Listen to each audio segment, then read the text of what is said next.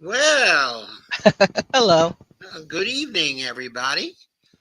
This is Empowering Democracy. I'm your host, Joe Firestone, and I'm joined tonight by my good friend, Dee Pierce, who is the host of Around the World with Dee and Friends. How are you, Dee? I'm happy to be here tonight. Okay, I forgot to put the banner up, so I'm going to put the banner up for a second. No, that's the wrong banner. This one. Okay, now I'm going to get rid of it. Okay, everybody, you're in the right place. If you are interested in getting to empowering democracy. Our topics for tonight are comprehending Trump and the Alaska deal. We got a bunch of stuff on that one topic. But we also have a couple of things on the subject of security guarantees, which people have been suggesting for Ukraine as well as any other parties to the conflict. Okay, in Ukraine, Steve Wolfbrand is here. He says, hello, everybody. Hello. And then he says, hi, Doc. Hi, Steve. Got So to share the show out. we got to share the show out. So let's do that. Okay, give us a sec. Yeah, to get people in here, let everybody know Joe's live. Yep. Okay. I am feeling really live tonight, too. Oh, that's good. You're an Energizer Bunny? I guess so. Okay.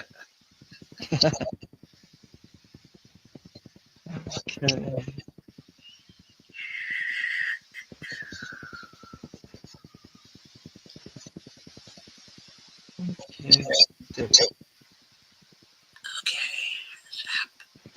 Different groups. Yeah, different groups. And Evelina's here. Hello, Evelina. Very Hello, nice. Evelina. Um,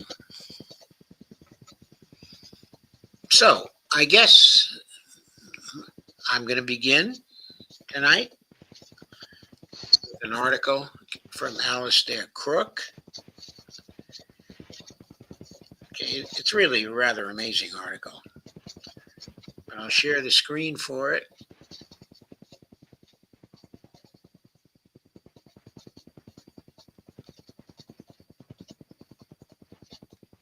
Interesting title also.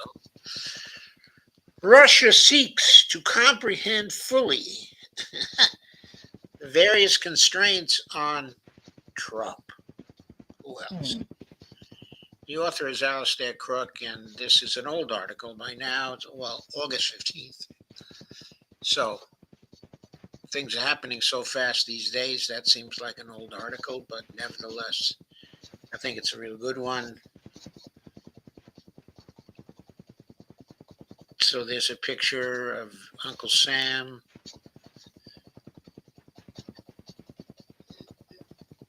whose fist is meeting the fist of another nation. I mean, maybe that's Moscow. I don't know. But if Moscow previously relied on treaties and, quote, playing normal, unquote, now it relies on unpredictability, interconnected fronts, and a balance of uh, threats. And that's an interesting caption. What does that mean? Well, going into the article, okay, another round of talks between Trump's envoy, Steve Witkoff, and the leadership of the Russians. The meeting between Witkoff and President Putin now, okay, is imminent. So this article was prior to the meeting, okay, in Alaska, but it's still very interesting. At the same time, General Keith Kellogg has been in Kiev. I always think when Keith Kellogg is sent anywhere, that means trouble. Mhm. This comes as Trump's so called uh, um, um, ultimatum, quote unquote, is set to expire. Although Trump himself cast doubt whether the sanctions that may follow might not, quote, bother, unquote, Putin at all. Has anything changed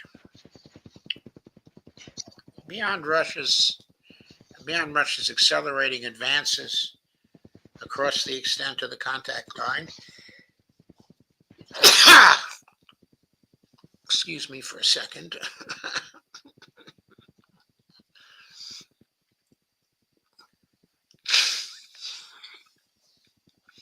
In one sense, nothing has changed. The Russian position remains as set out by President Putin on the 14th of June, 2024.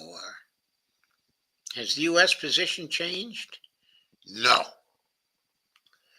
Earlier this month, Trump whisperer, quote unquote, General Kellogg, suggested that the U.S. deploy all of its ballistic missile submarines to see whether Putin was bluffing, quote unquote. So there you have it. Kellogg continues to believe that Putin is, quote, bluffing, unquote. It seems that the Kellogg faction and Team Trump simply cannot either hear or assimilate what Putin has been telling them since January 2024. Quote, root causes are what matters, unquote.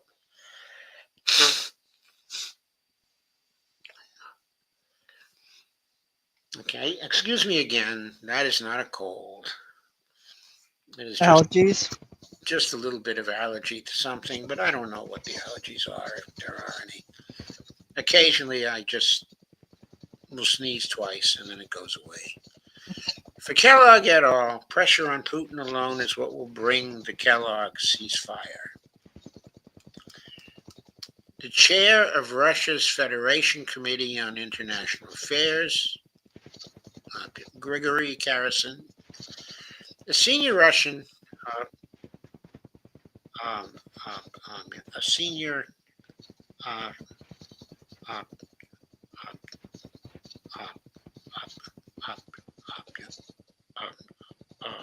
negotiator, laid out the situation very carefully. Quote, all the emotions now dominating the media space, with all these statements and references to big names such as Trump, should be taken calmly, unquote. But Karasin said to Izvestia, quote, there will be contacts with him, that is to say with Witkoff, that will reveal what the United States actually thinks. Not for the public eye, about the absolutely destructive role currently played by the European Union countries, which tightly control the Zelensky regime. All of that will be discussed. I believe that following these contacts, we will at least know everything of substance. Therefore, we must remain patient, composed, and resist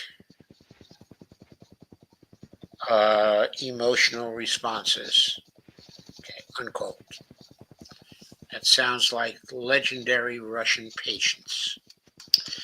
It seems that from the Russian perspective, the purpose is to fully understand the U.S.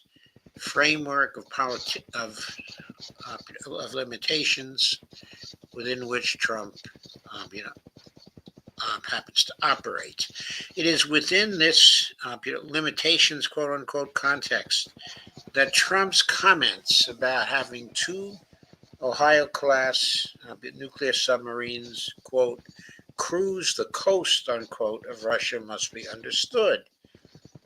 He and his close advisor Kellogg's statements on submarines reflect a miscasting of the role of second strike submarines. They must lie silently and undetected on the ocean floor and absolutely not be flaunted in uh, full view.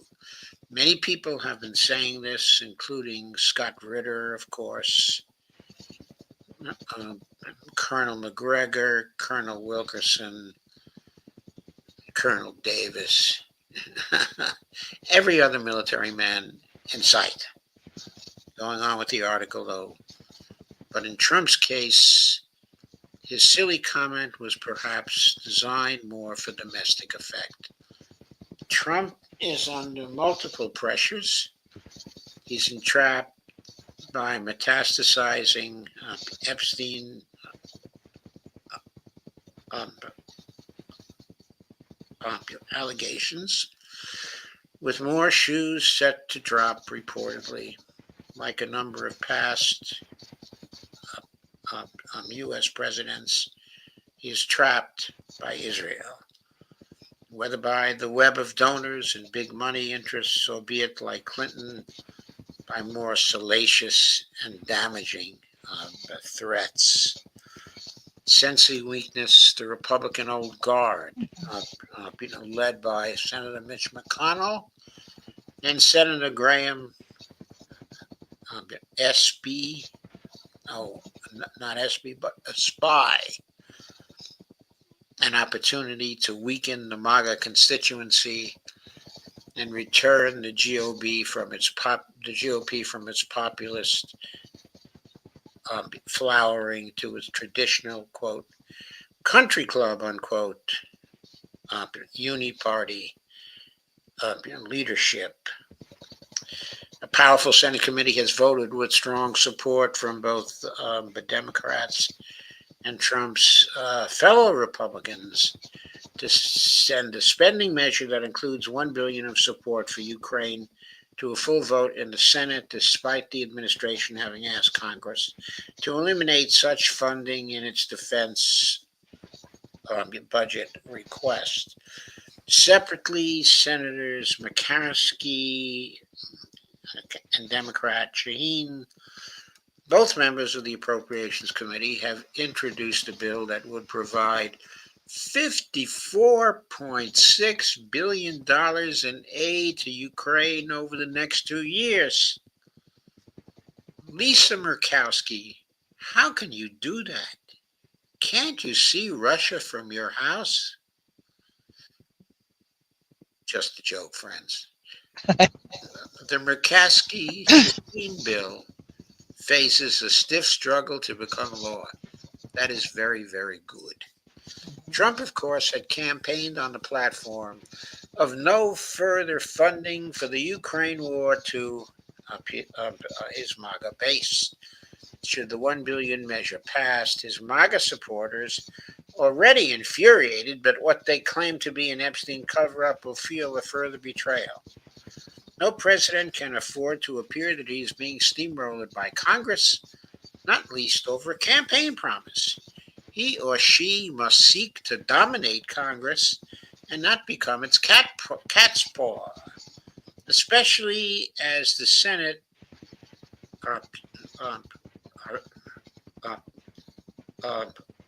furor for sanctions is all about blocking Trump's way to normalization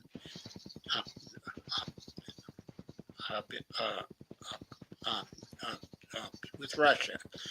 It may be that Trump's, quote, sub-deployment, unquote, statement, therefore, was made more for congressional effect to foreground his, quote, tough, unquote, approach towards Russia and to imply he has other tools beyond sanctions on which he is a skeptic. That, the Ukraine impasse, however, is not the end to his woes and to his shackles. The Israeli Judea, quote unquote, the settler, messianic establishment, has rebuffed Wivkoff's attempts to stop the genocide and starvation of the Gazans. The images of famine are hurting Trump, who, according to Hebrew language, uh, okay, I guess it's Yedioth Aronoth, citing sources close to Netanyahu, claims that Trump has given a green light for a strong military operation as long as talks have reached a dead end. Quote, matters are heading towards complete occupation of the Strip, and if this does not suit the chief of staff, let him resign, unquote, is the blunt advice from the Netanyahu, uh, um, um, the entourage, of Netanyahu. The Gaza war is recasting American politics, especially among the young, and also Europeans. Trump recently warned the Jewish donor that his base are coming, quote, to hate Israel, unquote. Trump's base is scattering away. After a massive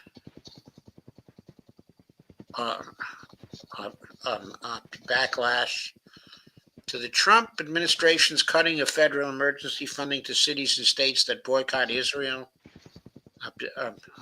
DHS was obliged to update its memo to remove the Israel boycott prohibition. The order now only applies to DEI and immigration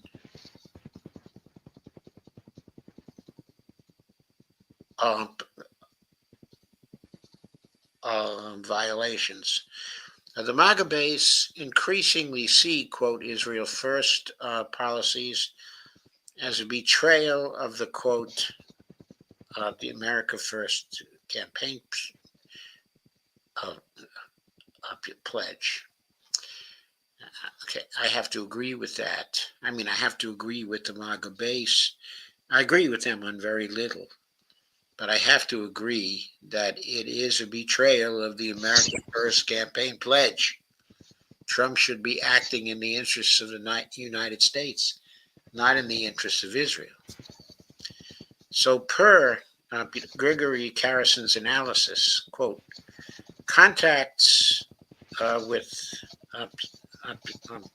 Steve Witkoff should reveal the true position of the U.S., its constraints and limitations, in contrast to the loud statements coming from the White House on the run-up to the expiration of the resolution deadline for the Ukrainian conflict and the introduction of new anti-Russian sanctions. Witkoff, on the other hand, is likely to be probing for any flexibility in Russia's, stated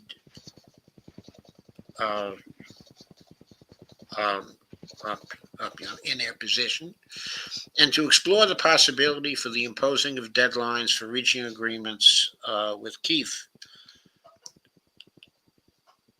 Moscow supports a fourth round of Istanbul talks. The media frenzy, the missile subflap, are all part typical Trumpian pressure tactics ahead of the negotiations. The reality that the frenzy hides, however, is that Trump has few cards with which to escalate the pressure on Russia. The weapons inventories are exhausted and resort to longer range types of missiles would raise a clamor amongst the MAGA that Trump is taking America to WW3. What Trump really needs is something to protect himself from Senate pressures that threaten to tie him into never-ending sanctions and Ukraine funding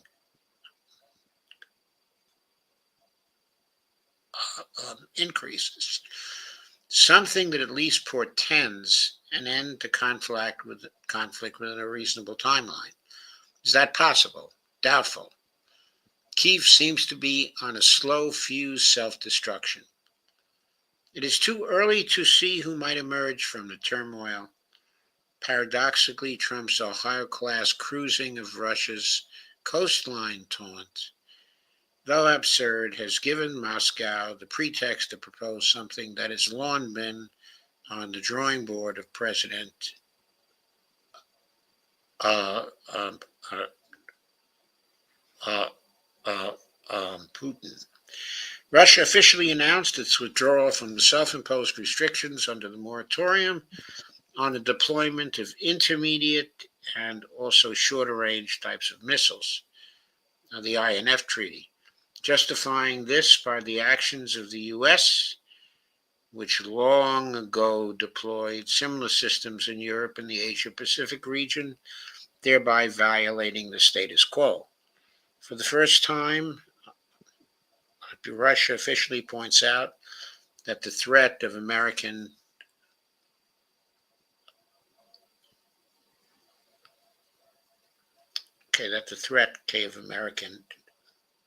uh, um, um, um, INF missiles comes not only from Europe but also from the Asia Pacific region.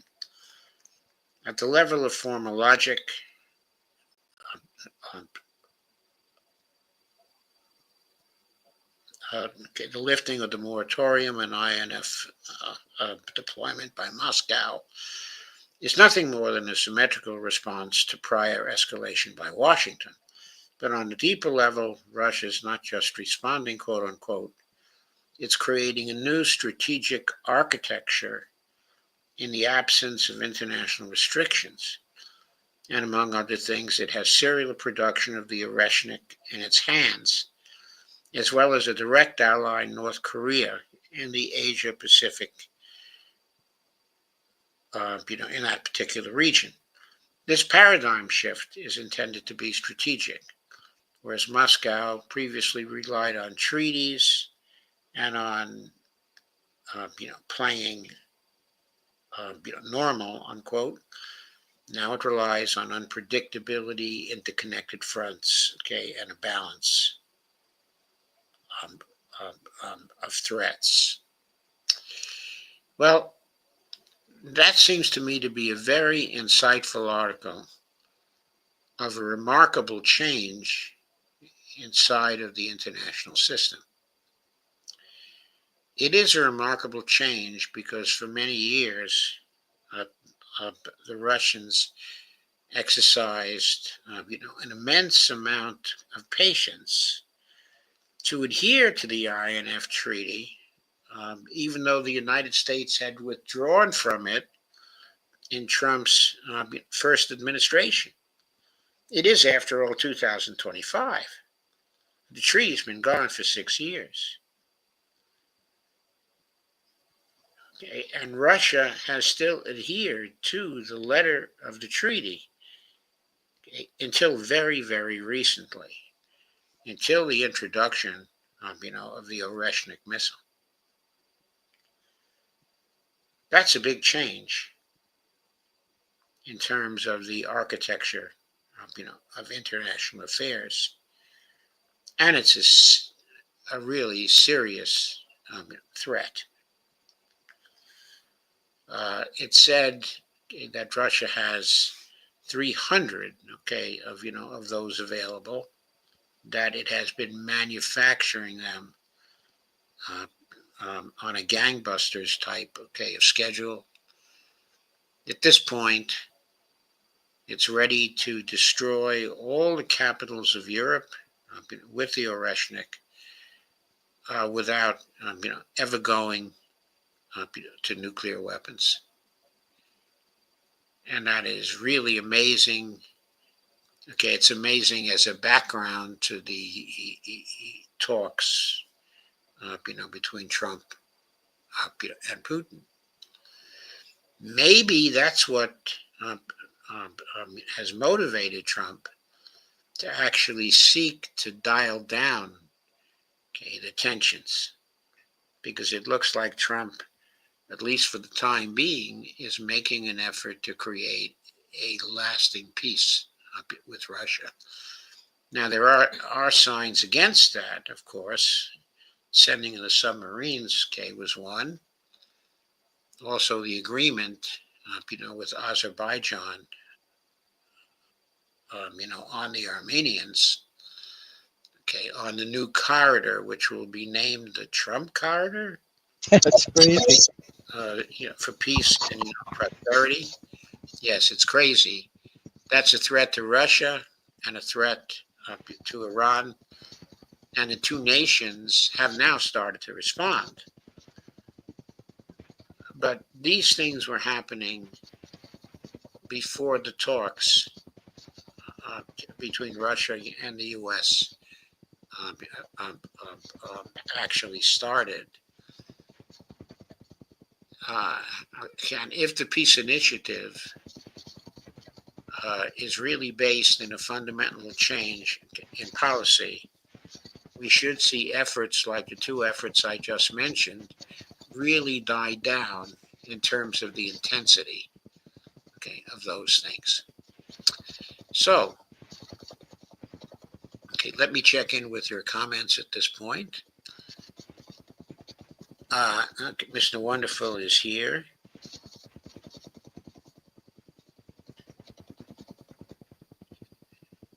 Steve Wolfman says, hi, shared. Thank you, Steve. Wayne Santelben says, hi. Mr. Wonderful says, hello, everyone. Hello, comrades. Mr. Wonderful says, Z. The Earl of Laurel says, Steve Wolfbrand, hi. And Steve Wolfbrand says, hi, Earl and Wonderful. Mr. Wonderful, I'm still convinced that Netanyahu is behind October 7th, and the attack was an inside job to justify his plans made at his 2023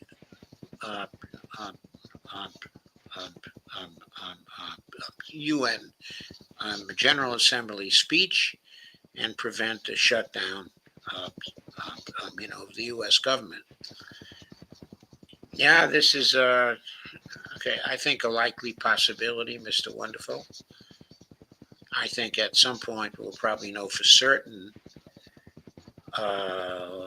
whether it's valid, but in the meantime, it seems like it's wonderful, or it seems like a wonderful possibility, I should say. Right, because all evidence leads in that direction. It does lead in that direction. There are a lot of things that suggest that's what happened. Steve says, please like, share, and subscribe. Thank you, Steve. Please listen to Steve. Yes, we don't say it often enough. And please like, share, and subscribe. Wayne Saddleman says, just an observation, Joe. D came over UK, Great Britain sky yesterday. Was a meeting situation room. I guess just the strategy about another possible time frame for a future attack, on Iran. He says, the Oreshnik, you're right, can be nuclear tipped.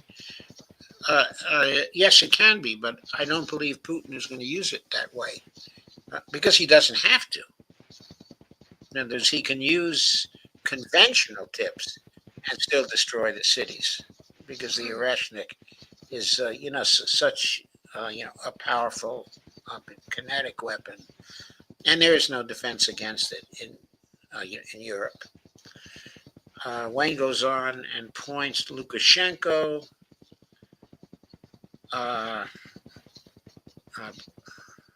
Mr. Putin are close. They are close. Press TV Monday crossed to a state visit. The Iranian president was visiting the capital of Armenia in Yerevan. Yeah, I noticed that. He was probably there to deliver threats to the Armenians. I suspect. Okay, let us go on to our second piece. Everybody, please share, like, and subscribe, because what is this? Oh, that was that comment. Okay, sorry, I'll take that off. Okay, let's go to our second piece of the evening. Okay. It's on the same topic.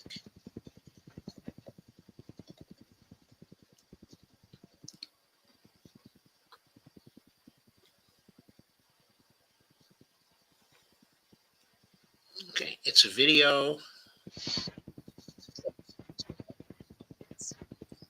Unconditional ceasefire. Now, that unconditional ceasefire didn't happen. Okay. This video, the person you're seeing, is the host of he's the host of the Neutrality Studies podcast. He's a professor. His name is Pascal uh, um, Lottaz. He is extremely incisive, analytical, and he's done a very, very good post here, part of which, okay, I'm going to play in just a second, but let me get to my plan for this video first. Okay.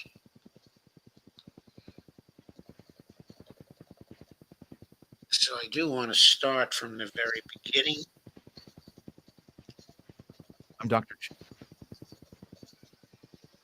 Chen, MIT engineer.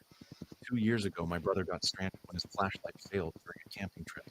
The big summit meeting between Donald Trump and Vladimir Putin in Anchorage, Alaska, is now over. As I speak to you, it has happened about 5-6. It has ended 5-6 hours ago, and I would like to share some first reflections with you on what we saw. The media is, of course, very full of this news at the moment. I would like, though, to point out how when you go to any one of the usual Western media, CNN, New York Times, The Guardian, and so on, what you find at this moment is a prime example of the West's solipsism, of it being completely engulfed in itself and reflecting on nothing but itself. And I think nothing shows that better than the way in which currently the press briefing or the press conference that the two leaders did. You see it better here. Unfolded where you had under the banner of pursuing peace, and I will talk about this more later. You had both leaders speaking. They didn't take any questions. They just gave their statements and then they left. And how this and the subsequent remarks of Donald Trump then in other shows, he went straight to Sean Hannity and made some more remarks there, how this is currently digested by the Western media solemnly from the viewpoint of the West. And everybody keeps focusing on what Trump said. Just get this. Trump and Putin skipped Q&A. Okay, fine. But Trump calls Hillary Clinton very nice over Nobel Peace Prize remark. Trump says Putin and Zelensky want him for a joint future meeting. Trump backs off threat of severe consequences. Trump says he and Putin largely agree. I think the meeting was a 10, Trump says. Absolutely amazing to me how currently the West keeps listening. Every single word that Donald Trump says is currently being sucked out and then spread out and ironed out and then explained and discussed and so on. And you really need to dig quite a bit until you find some remarks that Vladimir Putin made, although he actually spoke twice as long as Donald Trump. So first thing to say is the meet. Okay, so that, of course, is a very, very good point. He speaks of it as the solipsism, of the West, seeing things only through its own particular point of view. And I think he's absolutely right about that. Let's continue. Itself, took apparently about 3 hours when they discussed also together with their teams.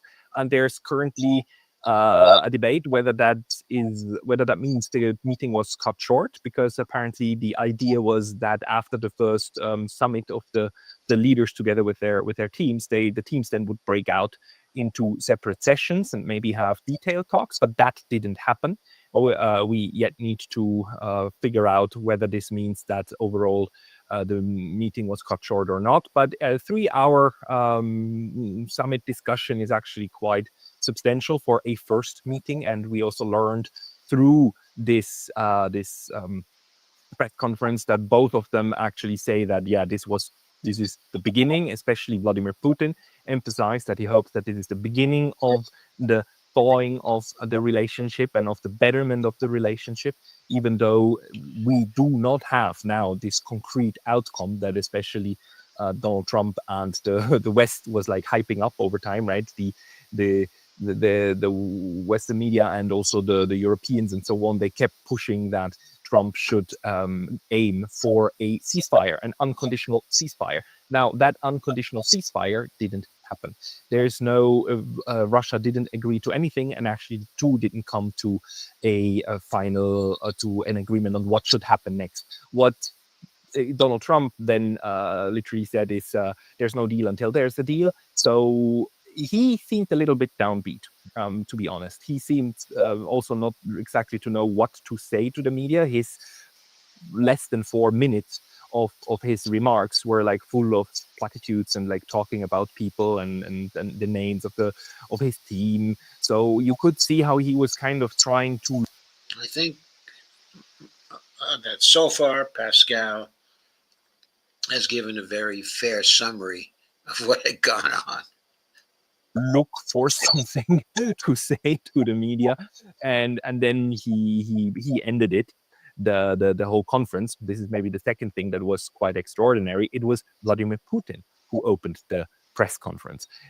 He was the first one to speak, and he gave a well thought through, actually short but thought through remarks that I think give a hint at him having prepared a lot of what he would be willing to give. Whereas I think Donald Trump was hoping to achieve more with the meeting, and then probably couldn't use whatever kind of bombastic announcement he wanted to make. Whereas for Vladimir Putin, it seems that not only is he very good at thinking on his feet and like making up very coherent speeches as he goes, but the remarks that he prepared and the story that he outlined and that he had probably outlined beforehand is something that he was then able to convey.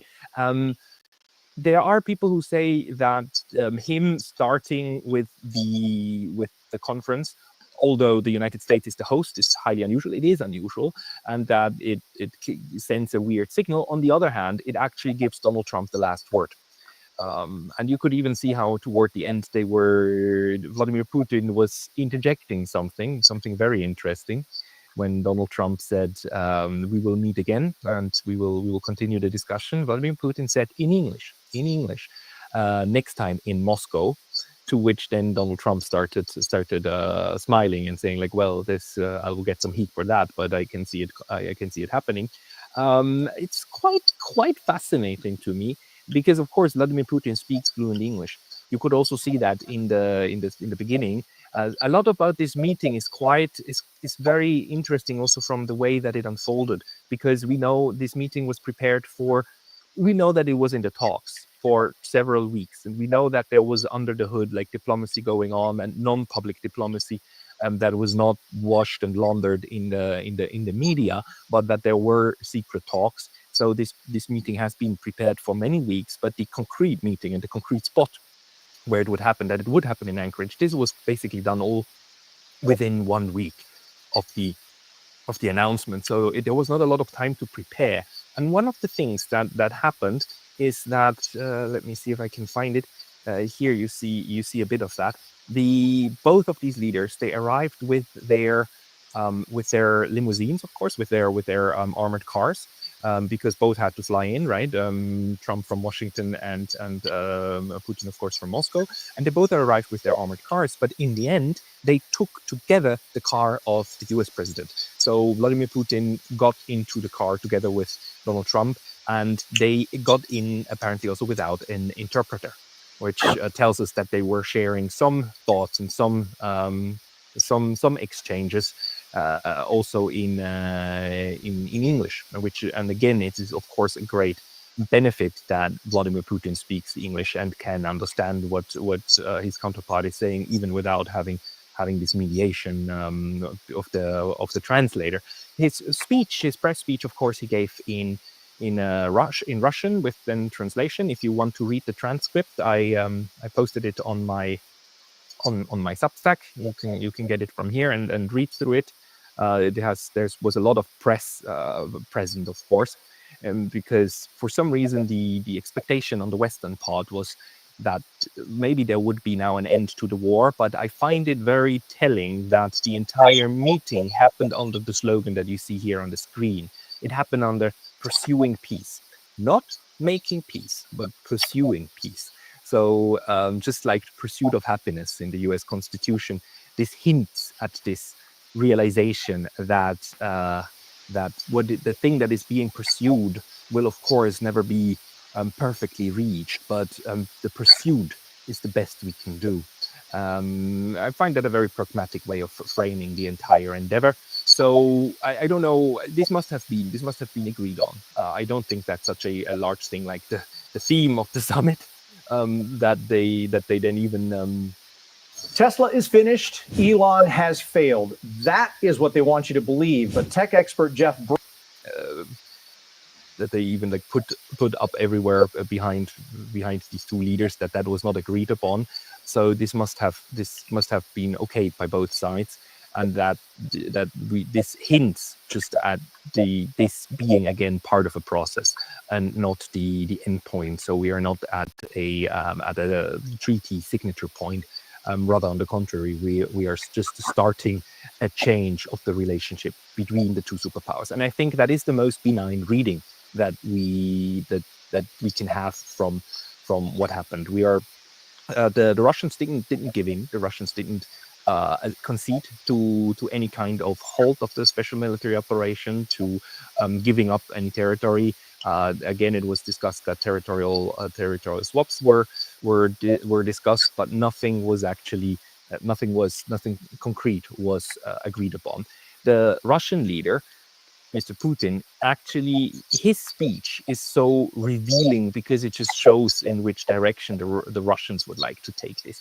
They would definitely want to push for better relations with the United States and a comprehensive security framework. They want to work on the root causes. Mr. Putin repeated again, as he has done many times, and again, the Western media keeps completely ignoring it. He says we need to address the root causes, and then we need to work on a comprehensive security structure. And he also underlined, of course, this security structure must take into consideration the security needs of Ukraine.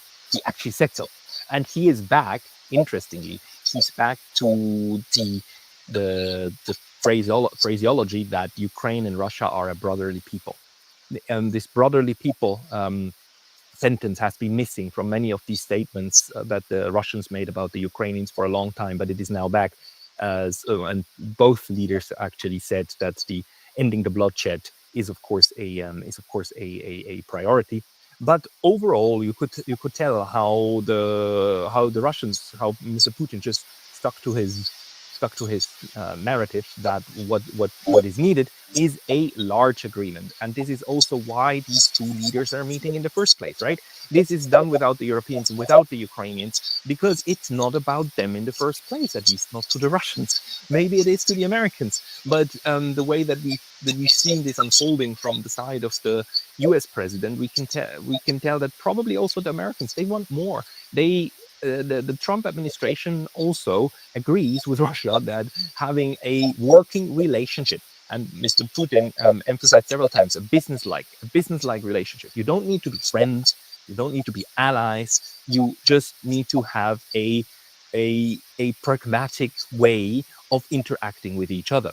Mr. Putin also underlined that the business potential for both countries is quite large right now, that since there's all of these sanctions at the moment and basically so few normal interactions between the two great powers, that if we got back to some form of normalization, you could have a dramatic increase of benefits for both sides. So that's also why he started his speech with recalling the good neighborly relations that they have and the history that they share. I found it quite amazing that Vladimir Putin started with underscoring that Russia and the United States are neighbors. They're literally neighbors, and that that the Bering Strait separates them. Only the Bering Strait separates them, and that there are two islands that are actually only 4 kilometers away from each other, and that the US and Russia are literally the soil is only 4 kilometers apart.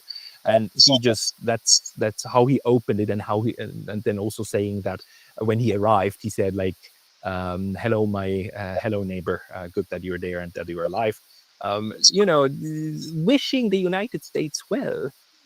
Russia, Vladimir Putin really made a point of wishing the United States well, and praising also the common past when they fought together in the Second World War, and how many things that connects them. So you could really see how What's important about this interpretation that you're hearing, I think, is how different it is from the mainstream, inside of the USA. How their characterization of the summit was that it was a failure because it did not bring about a ceasefire, because Trump could not get the Russians to change their position, and accept a ceasefire. But was that a purpose of Trump in having the meeting? Is that what he was really after? If that was not what he was really after, if he was really after what Putin seems to have been after, which is a normalization of relations between the two countries, then you have to evaluate the summit but completely differently. You have to take it on its own terms and on what the two participants wanted to get out of it. Pascal is suggesting what they wanted to get out of it was a relationship which would improve the situation over time and diffuse the nuclear threats, which for the first time in 40 years became very serious during the Biden administration. Let us go on. Putin again, and this is very characteristic for him, how he tries to underline all of the things that connect these people. He used to do that with the Germans. He spoke in the German Bundestag. He spoke to Angela Merkel. He wrote op-eds in large German newspapers in which he always praised Russian-German relations, and where he praised the Germans. It's just the German media and politicians that didn't really reciprocate. And you could tell even now, how the only thing that the Europeans think about is like trash talking and utterly ruining any kind, or trying to ruin even more any kind of possible relationship with Russia.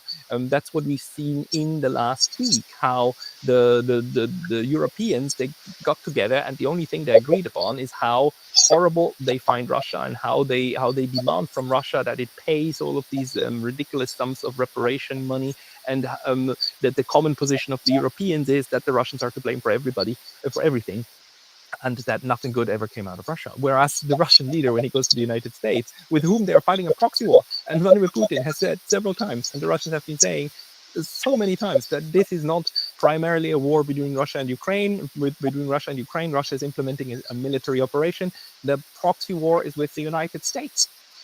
And they frame it as a proxy war, right? And still, when the leader of Russia goes to the United States, he says he heaps praise on the US. And also, some people were afraid that Vladimir Putin and his entourage could be murdered in the United States, and that this is just a trap.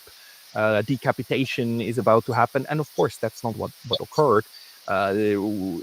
What happened is that you again have a working relationship, and this is already something that is freaking out the neocons. This is already something that the Europeans don't want to see, but it is a reality. And the fact that Vladimir Putin took all of his top staff, including including Mr. Lavrov, including Ushakov, his primary advisor, and so on, that he took all of this delegation and went to the United States and met there, also is a first sign, of trust, of trust-building methods, right? Inviting the U.S. president is, of course, more trust-building on the top level to say, like, look, we can visit each other again. And even though we're fighting a proxy war, and we both agree, that Trump agrees too, right? He said so, his administration said so, this is a proxy war. They've admitted to this several times, that they view it in the same terms. Even while fighting a proxy war, we are again at a point where you can do diplomacy together. And this is where we are in this multipolar world, which is again a Clausewitzian world, where you have war, you have violence, and at the same time you have diplomacy, because war is the extension of the continuation of diplomacy by other means, and diplomacy is the continuation of war by other means. So what we are seeing is a return to the balance of power of the 19th century, where everybody agrees, okay, sometimes we've got violence and sometimes we need to talk and we need to pursue our interests however it makes sense. And the Russians are underlining this by actually not having agreed to a ceasefire, continuing on the battlefield, while still then also using talks and diplomacy as a way forward in order to resolve the larger issue. And the larger issue is not who gets to control what plot of land in Ukraine. The larger issue is how to get to a security structure, a mutually beneficial security structure, that actually holds up and that takes into consideration everybody's concerns and brings back peace. Therefore, the slogan, pursuing peace. How do we pursue peace? How do we silence the weapons, and how do we keep them silent? So I do interpret this now as the beginning of the understanding that peace is not something that you just sign on a paper. Peace is something that needs to be fostered, and that is part of a process, and that needs to be fostered over time, right? So in this sense, while I think the Americans did enter these negotiations with the hope that they could push the score a victory, and this is also how it's being framed in the media, right? Who scored what victory? They entered with the idea maybe we can score a victory to get some Western interests through. The Russians entered these negotiations with the idea of pushing this process into the right direction, without giving up any of their interests. And that, I think, this is actually where they're currently meeting. Why does every outdoor brand think I want to look like this? I know I don't. Gear today is getting... This is where, although Donald Trump wanted more concrete issues, current issues, he is in agreement that the larger picture of pushing forward is worth going ahead, and is worth also for Vladimir Putin to take not a leap of faith, but to a calculated risk. Going to Alaska is a calculated risk. Again, not for physical safety. People have said, the U.S. Decapitation strikes. Look at Iran. Look at what how they're treating leaders in the Middle East. But we must be aware this is a completely different ballgame. This is a completely different level of leadership and of relationship. Whereas Iran is definitely looked down on. It's definitely the United States does not take them as a peer. It is now clear that Russia, China, those are peers, whether the US and the Europeans like it or not. And actually, the relationship between them is now moving towards this mutual agreement that you are jointly responsible for the pursuit of peace. No power can do it alone, because the other ones can be. The other ones are necessary components, not necessarily partners, but components. And one of the interesting things Vladimir Putin said is that he hopes that this message that they together, the two leaders, Washington and Moscow, are now sending, is being received positively in Europe and in Kiev, in order and will not be sabotaged. So he made a point. Vladimir Putin, in his speech, made a point in saying this is overall positive for a settlement, and will bring us forward. And he hopes that in Europe and in Ukraine, it will be perceived. So those last few minutes are the central points of it and are as far as we have to go. Point is, what Putin was doing was trying to set up a process consistent with a multipolar world, which must have within it the big powers playing basically balance of power politics. And in the arena of balance of power politics, as existed in Europe during the 18th century and 19th century, which was also a multipolar type of situation. There was violence that went on and wars that went on, but there was diplomacy that went on at the same time. And through diplomacy, the powers of Europe pursued peace. And sometimes they achieved peace for some lengthy periods of time. During the 19th century, they pursued peace and they managed to keep the peace for quite a period of time, with some notable exceptions, of course, especially the Crimean War, of 1854.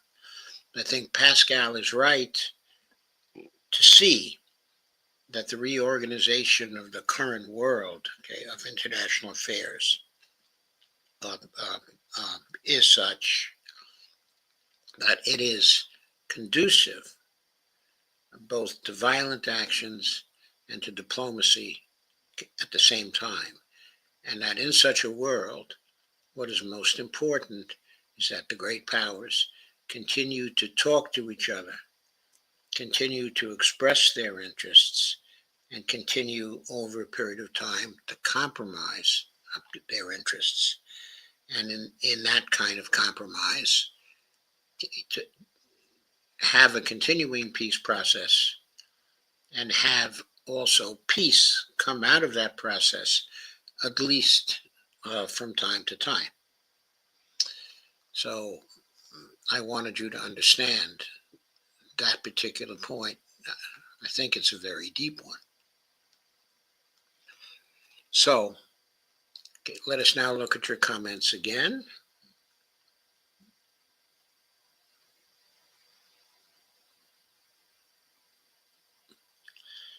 We have a number of different comments.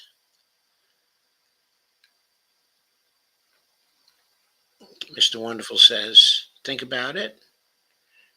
AIPAC has its tentacles around Congress, and Congress was facing a shutdown over agreeing on a spending package that included funding for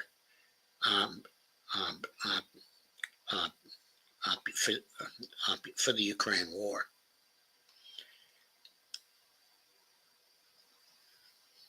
Yes, I agree with that. I agree with that. I think Trump is going to have to manage that because, of course, he doesn't want to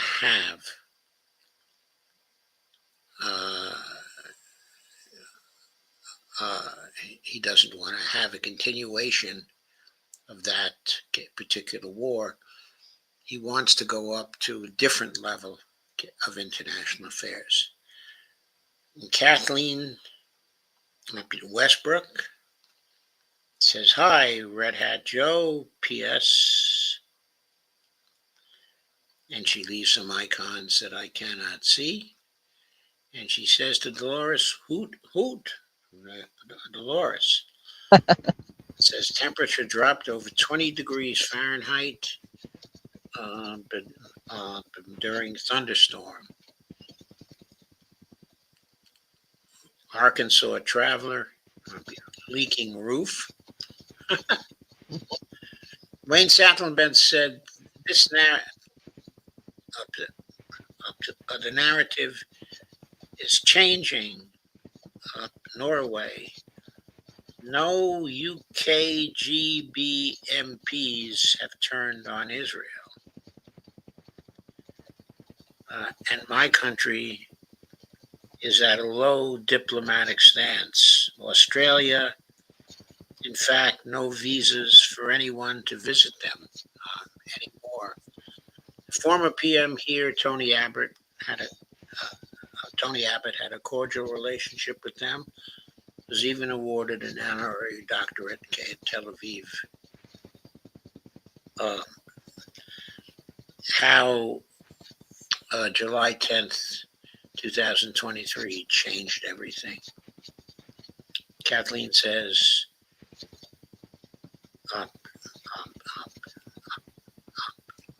Krivonoshka, Russian mafia son, Lexi, married my niece, international model. Roger told Ashley they would take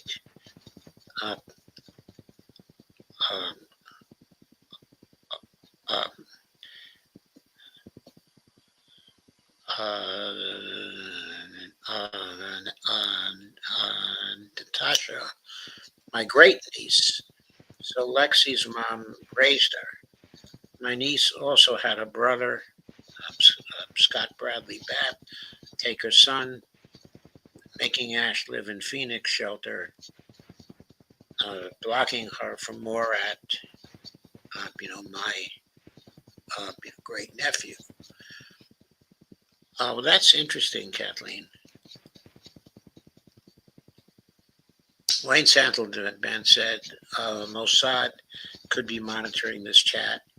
Have to be careful as I am an activist. Kathleen says, I'm finished. Madeline Hoffman's a fleeting glance at 0300 last night. The purchase of her book supports 2 families in occupied Palestine. Steve Wolfbrand says talking is always better than war. It certainly is. Wayne Sattelban says, not July 10th, September. I'm sorry. It was September 10th, 2023. Is that what I'm hearing? On to the next piece, which is a video by Jeffrey Sachs. 3 issues. One is no. Okay, let me go back to the beginning. Basically, 3.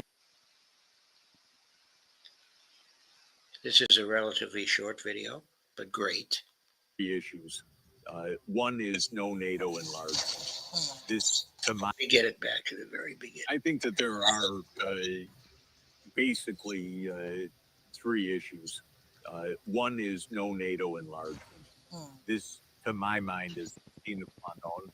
It makes sense. I've always believed that Russia is right in this. I know through extensive history that the United States promised no eastward enlargement of NATO all the way back in 1990 and then cheated on that promise after 1992. So this is condition number 1. Condition number 2 is about territories. There, Russia has made clear claims for about 20% of Ukraine's territory in 4 regions or oblasts, plus Crimea. Whether and how there's a basis for compromise, that is part of the negotiation. And then the third is the security arrangements that would follow. Ukraine's neutrality, a limit of militarization in Ukraine and along Russia's borders and by Russia, some kind of security arrangement that would follow. These are the 3 main conditions for ending this war. They're all within reach. There was an agreement that was nearly completed in April 2022. The United States stopped that agreement. That was called the Istanbul process. Putin has said what we need is the Istanbul plus process. That's basically correct. There are things to negotiate, but it's not that much room for negotiation. Ending the war on the basis of no NATO enlargement, Ukrainian neutrality, and some territorial changes is perfectly plausible, would be good for Ukraine, good for the United States, good for Europe, and should proceed. The US and Russia agree on something, it doesn't really matter, frankly, whether Ukraine and Europe agree on it. Everybody's using the United States. It's the US war machine. NATO is the US.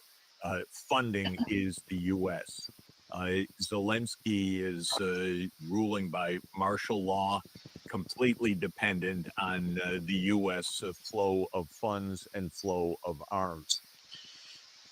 So in this video, it's very brief, but Jeff is making many central points. Of course, the 3 points would be necessary for the ending of the war. Very important, but now this very central point that the war all depends on the United States continuing it. That is what he is telling us. I think that's probably right, but we're going to hear a lot more about that as we go on. So all of this is begging, but if Trump says, no, we stop, they can say what they want, but either the war will stop or Russia will just completely defeat Ukraine, one of the two. And my guess is that the war would stop. So this is what I would do. I have no cause at all. I see no reason for the United States to give a veto to Zelensky. Who is he? What does he represent? The Ukrainian people want peace. This is what the most recent Gallup poll showed. He rules by martial law. Okay. What about the Europeans? Who are they to say no to peace? This war has been a war between the United States and Russia.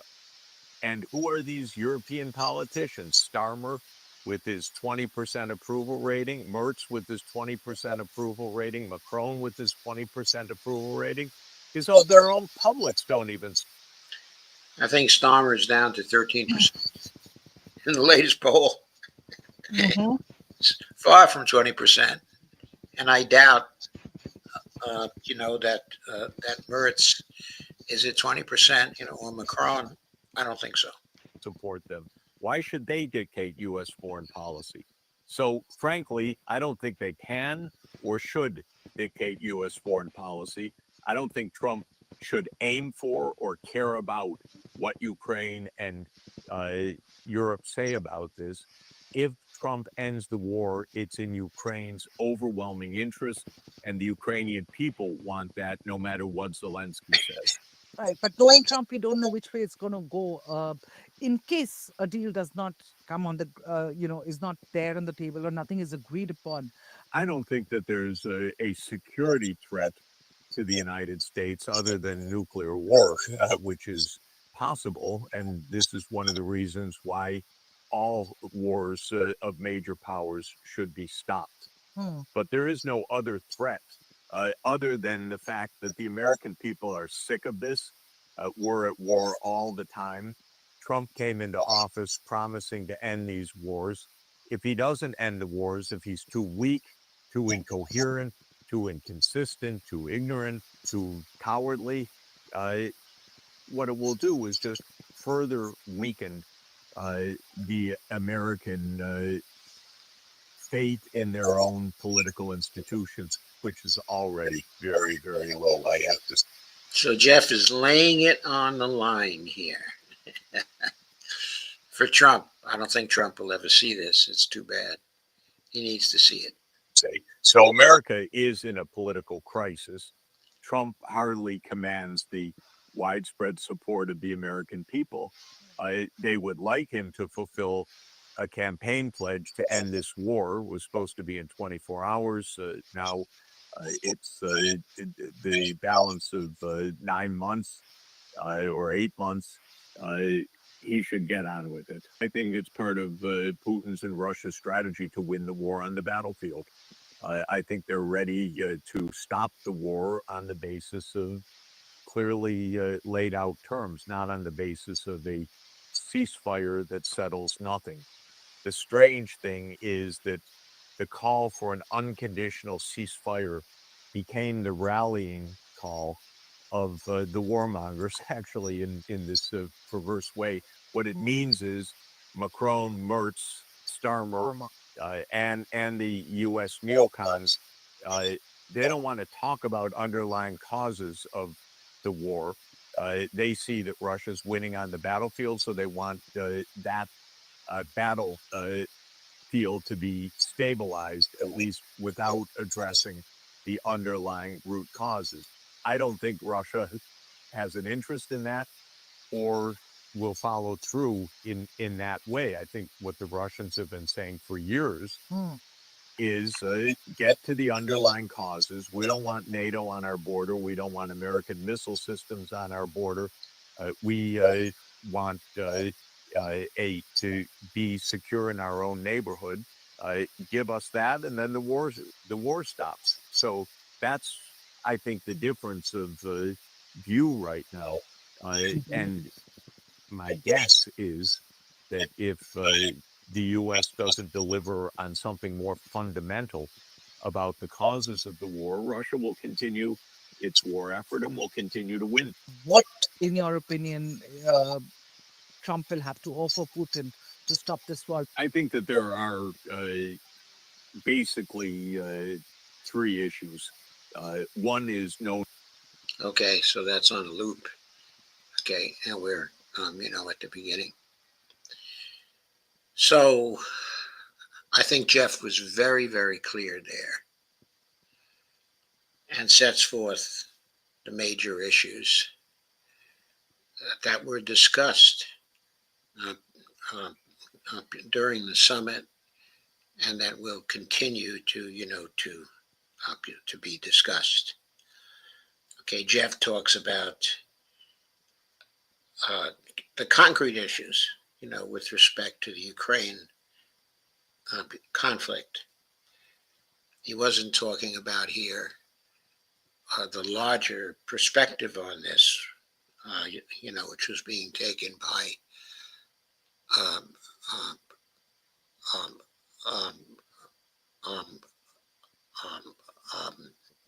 the large perspective that Pascal took. I think the larger perspective is very, very important, but the concrete perspective from Jeff is very important also. We all need to understand what the major issues are that have to be solved for a peace agreement to take place.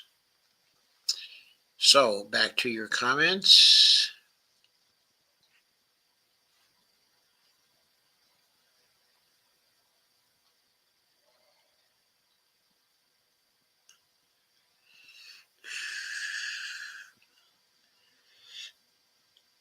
Wayne says, well, Mr. Wonderful says, yes, I agree, Joe. I think the meeting with Putin and Trump was positive, and I am very sure that Putin made a lasting impression on Trump compared to the visiting frauds from Europe. Yeah, I suspect so. Steve G2 waves. Steve G2 says, according to U.S. law, Putin should have been arrested as soon as his feet, touched down. Yeah, but I think Netanyahu should also have been arrested as soon as his feet, touched down. Steve G2 points out, according to international law also, even then it says, I wonder if Dr. Sachs is getting backlash from Columbia U. He is a professor there. I don't know if he's getting the backlash, but I don't think he cares because he is really beyond them. In other words, he's just, he's known all over the world.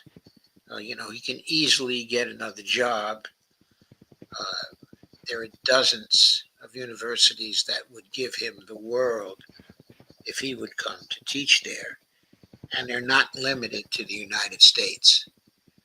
He could probably go to Vienna to teach. He could go to Beijing if he wanted to teach. I mean, he could go anywhere and have his teaching and have a center of research there too. People would be tickled to have him. So I think he just does what he wants. He says what he wants, and the university can like it or lump it as they please. Kathleen says, Mother visited. I read some of Jonathan Wilson Hargrove's Revolution of Values in her reply. Now I know what the other side says. She supports Christian nationalism and is against the UN. Sad seeing her deceived. Wayne Settleman says, Evelina Pont, he could be Evelina. He is very good. Steve G2 says, no, that is not correct. No, not according to international law. You do not understand international law because Russia's SMO equals R2P. Okay, I think that's right. That okay, but I don't think that the idea of Russia being arrested is not because of the intervention inside of Ukraine. It's because of the specific charges that have come out of the ICC.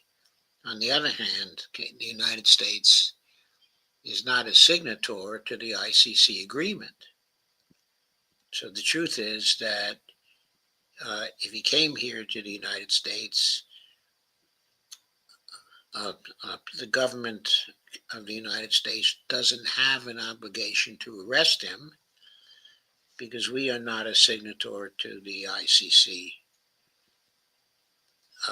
And so we don't have a responsibility to enforce its indictments. Mr. Wonderful says, Steve G2, it is very obvious you don't understand the legality regarding Russia's SMO, why Russia's SMO equals R2P. I seriously doubt you understand, what R2P is.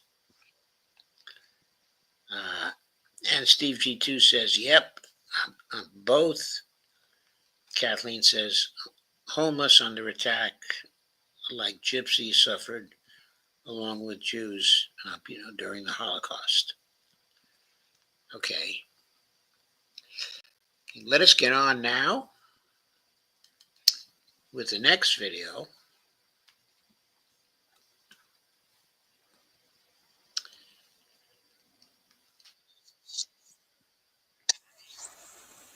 Than ever.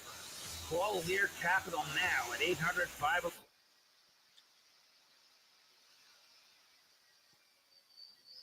So let me get to the start of this. There we go. Here, my dear friend, was there. Okay, that's close enough. This is an interview by the judge, of Alistair Crooke. It focuses on why Trump has abandoned, his ceasefire demands.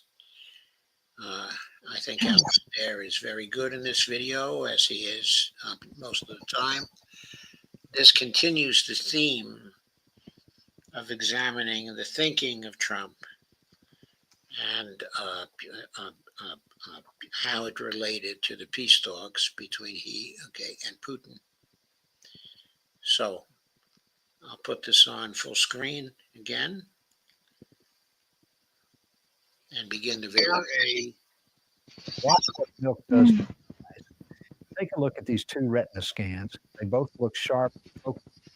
Clear winner and clear loser to whatever happened in Alaska on Friday? Oh, very clearly, yes. Because always in terms, and I made this point, made it to Senator George Mitchell when he was in Ireland and afterwards in the Middle East. And I said, there's no politics can begin until each side says that it can understand and accept the narrative of the other.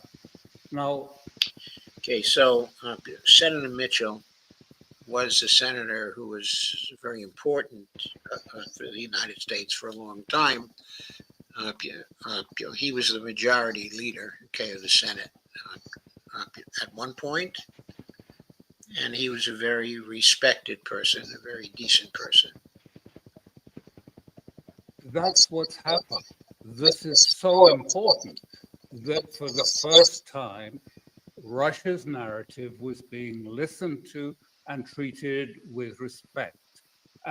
But first of all, I mean, this is something we discovered long ago, but you can say to the other side, look, I don't agree with your version of history. I don't agree with your vision of the future.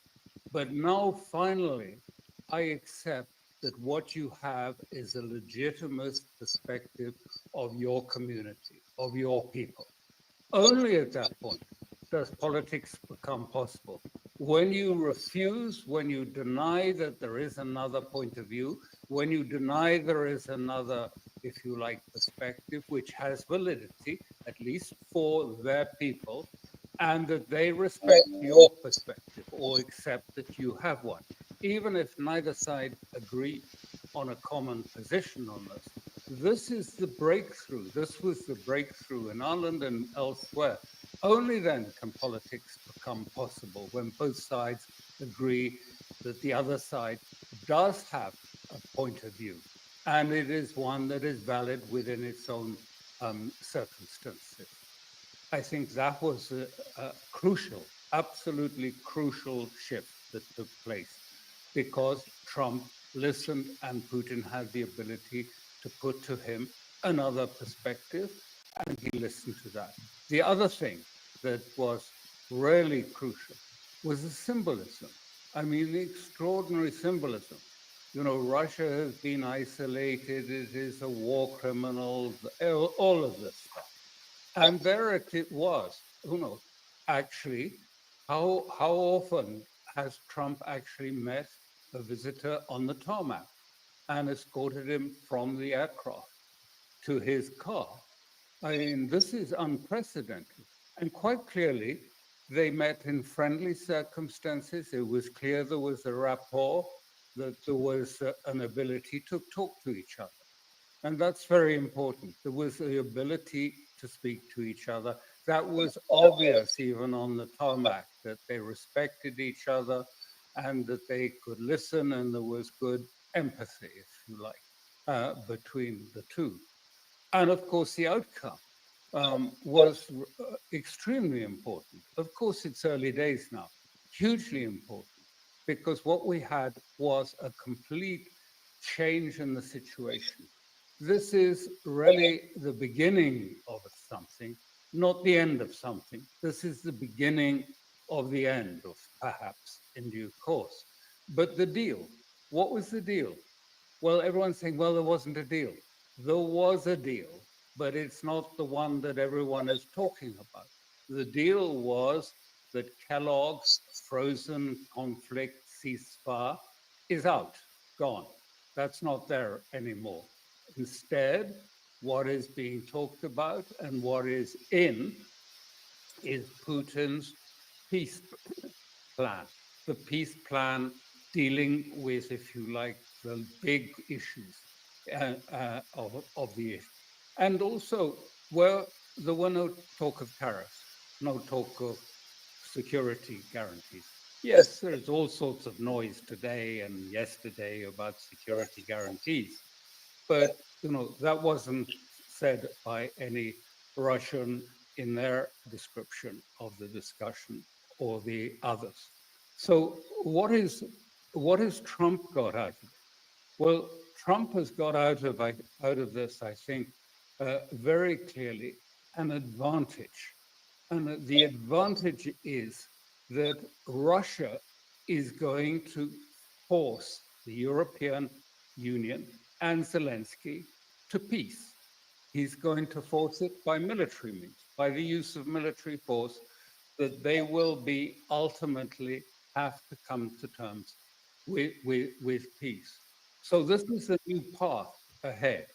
This is important that it is done like this. And I think it's quite clear that Trump, it's quite simple in some ways. Trump does not want to escalate. So the question on everyone's mind is, why do some 80-year-olds have better brains than 40-year-olds? That's the wrong. With the EU, he doesn't want to escalate inside domestically in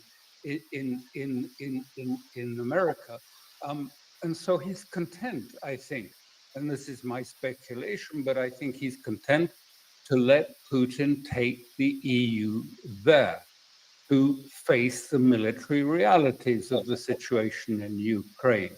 He wants the EU to face the music. Until now, okay, it's the United States who's had the relatively heavy burden of the war. Of course, we wanted that particular burden because it was a proxy war that we greatly contributed to starting. I think that Trump now recognizes that, fully recognizes that, and he seems to want to end the proxy war and develop a broader set of interrelations with Russia. Okay, so that was the deal.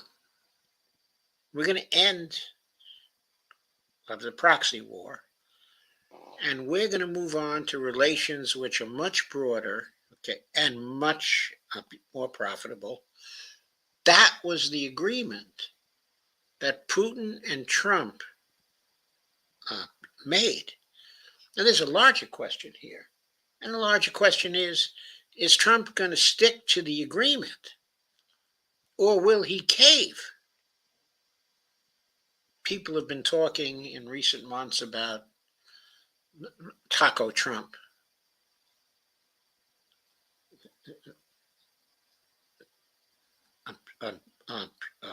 Trump always caves. I'm sorry, I've forgotten what the O stands for. But anyway, is he going to cave? Okay, in this particular context, I hope not. I have to say, I think not. I've always thought that Trump is afraid of nuclear war, and I think he's been feeling the pressure that things are getting too close, and he's been getting exposed lately to the reality of the Russian capabilities. And I think that he has sense enough to be scared. So what we're seeing is the opening to Putin. Remember, the Alaska conference was requested by Trump.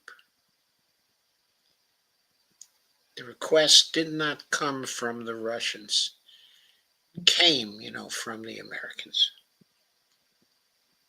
And also, it's obvious there really are realities. You probably understood that just before the talks, Russia took out all the Sapsan missile production that was taking place. This was really a German long-range Taurus missile, 500 to 800 kilometers range, that was being built in Ukraine so the Germans could say they weren't giving it directly to them. But that's been destroyed. So what military forces has Europe got? So that is a very important fact, which has not gotten widely publicized, in the West. In other words, the means to attack Russia with the Taurus missiles has been completely undermined by the destruction of that a particular factory. So there it is. To apply. If America is pulling out of it, it hasn't. So this is the deal, in a sense, it was. The US exits the Ukraine, And the EU basically has to put up or shut up. And really, it hasn't got much to put up with. I mean, it hasn't got the means to do anything really about it. And so, in a sense, this is, I think, the understanding. Perhaps they reached this when they were sitting together in the presidential car, the Beast, I think it's called, when they were alone together. And I think, probably Trump said, listen, I want to get out of this. I want to get out of this. And, maybe you can help us get out of this too. And we will, we'll do our part with the Europeans, and we'll do our part as best we can with the pressures that are on me to try and find a way in which you can bring about a solution through force, military force, to the point at which the EU and Zelensky really don't have any choice. And there is a deal, and there is a template people don't talk about, but it's Istanbul Plus is the template. Yes. That's why Istanbul Plus includes security guarantees. There's one simple warm water trick that anyone can use to improve eyesight almost overnight. Thousands of people are already for Ukraine. Russian security guarantees too for Ukraine, with others involved. In the original one in 22, this was the agreement reached at Istanbul in April of 22, and China was to be another guarantor of this process. So, all of this noise and kerfuffle, I mean, it's all in the Istanbul. Of course, the first point was, to get to the point where both sides understood each had their view, and they may not be at the moment, they may be miles apart, but that is the beginning of politics. Now politics has to follow that. We have to see what happens and where it goes. So and what he means here by politics is not just simply politics in general, but also diplomacy. When you have a basic agreement like that, that's when diplomacy can go forward and it can work out real solutions to the problems of conflict. I read you, and I'm going to play a little clip from the.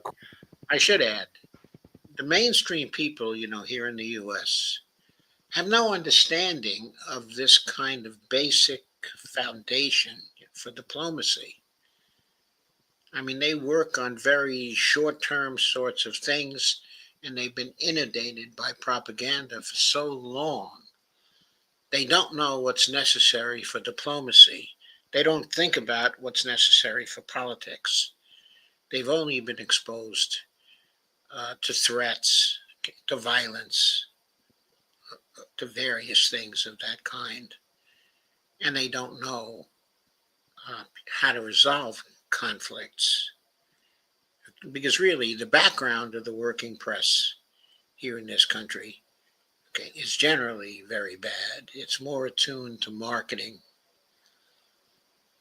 to issues of that sort, to propaganda, issues of that sort. The background of history is not there. The background in political science is not there. The background, in international affairs, is not there. For all these reasons, the press in the United States misunderstands what is going on. Core of what President Putin said in Alaska.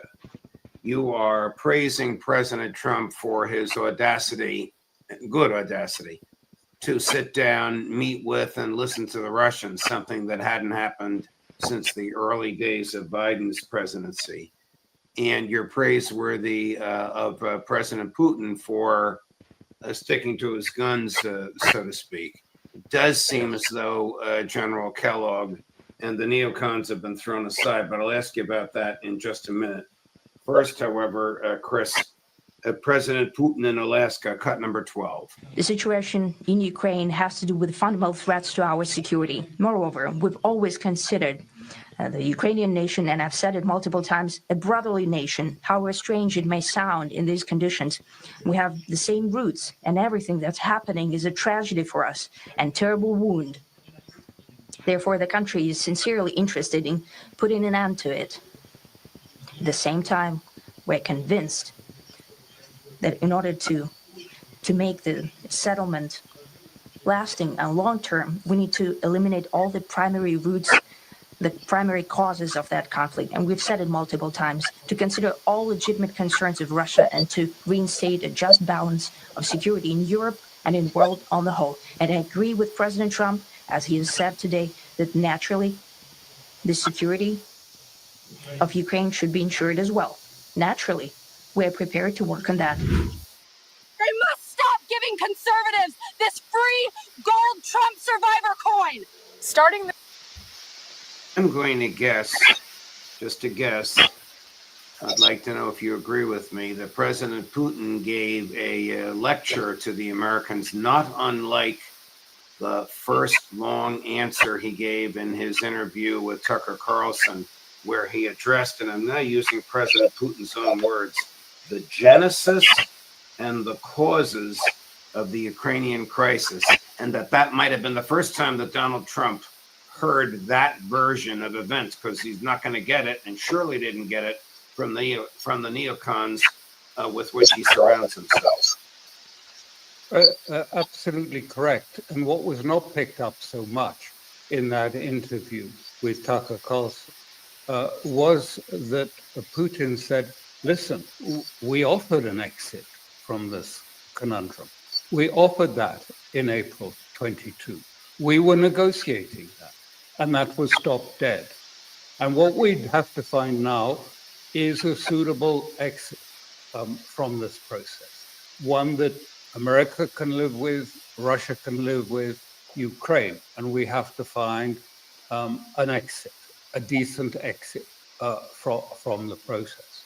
So you asked me the question, so why did Trump do this? Why suddenly, after seemingly trying to avoid the Ukraine issue because it was so, if you like, difficult and so intractable, does he suddenly dash off or send Witkoff dashing off to Moscow and say, can we have a meeting as soon as possible?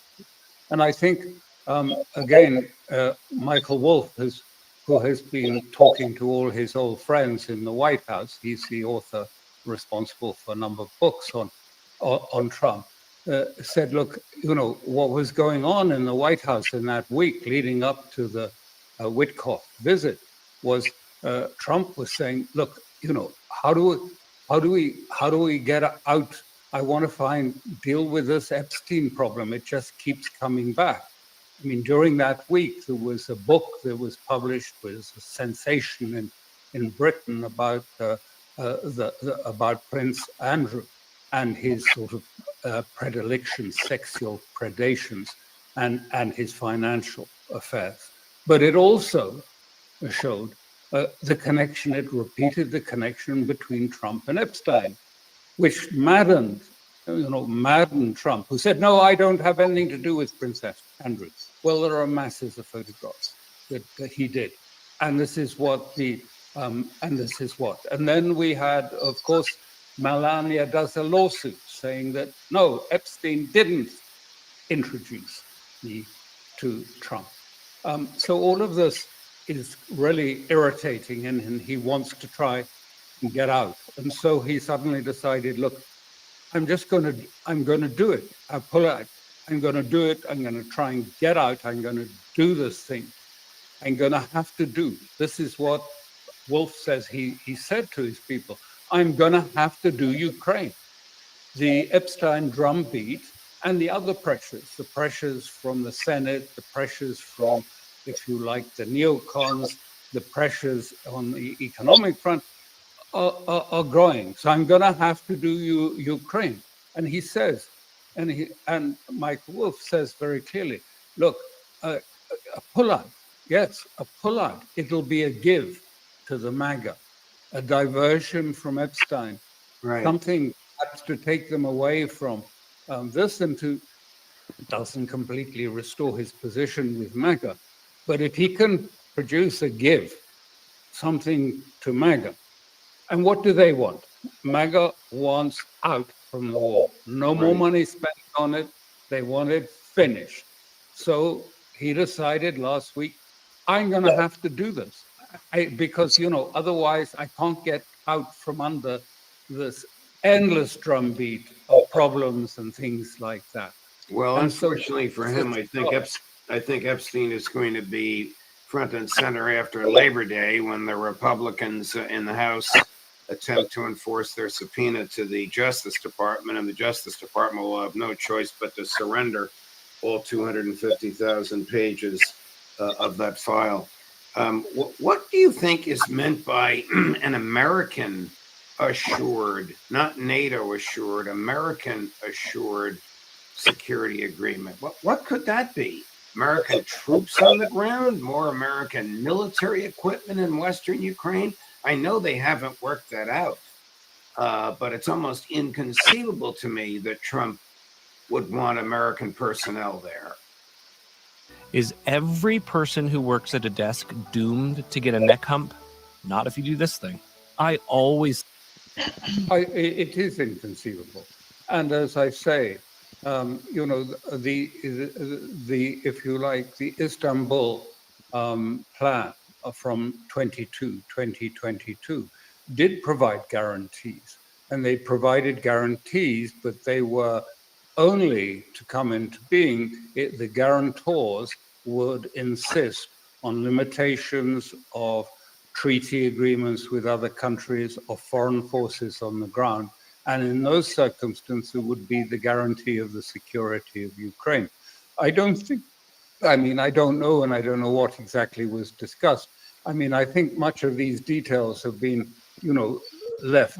But I think the main point I've been trying to make is, I think, in a sense, what Trump is doing, as Putin, if you like, pursues finding an outcome of the conflict militarily, Trump is flooding the information space. Trump and Witkoff is as bad, flooding the information space, in order, if you like, in order to baffle and also to try and get out from under the other pressures on him. Not Witkoff, but the Senate and the proposal to sanction Russia, and the Europeans who are going to come this afternoon and be telling him at great length how he's got to, that America must give guarantees, must put European forces as a sort of on soon as a ceasefire. And they want him to go back because basically what is all this about? This is about what Brzezinski said back in '76 and very clear. Russia with Ukraine in its sphere of influence is a major power in the heartland, in the Asian heartland.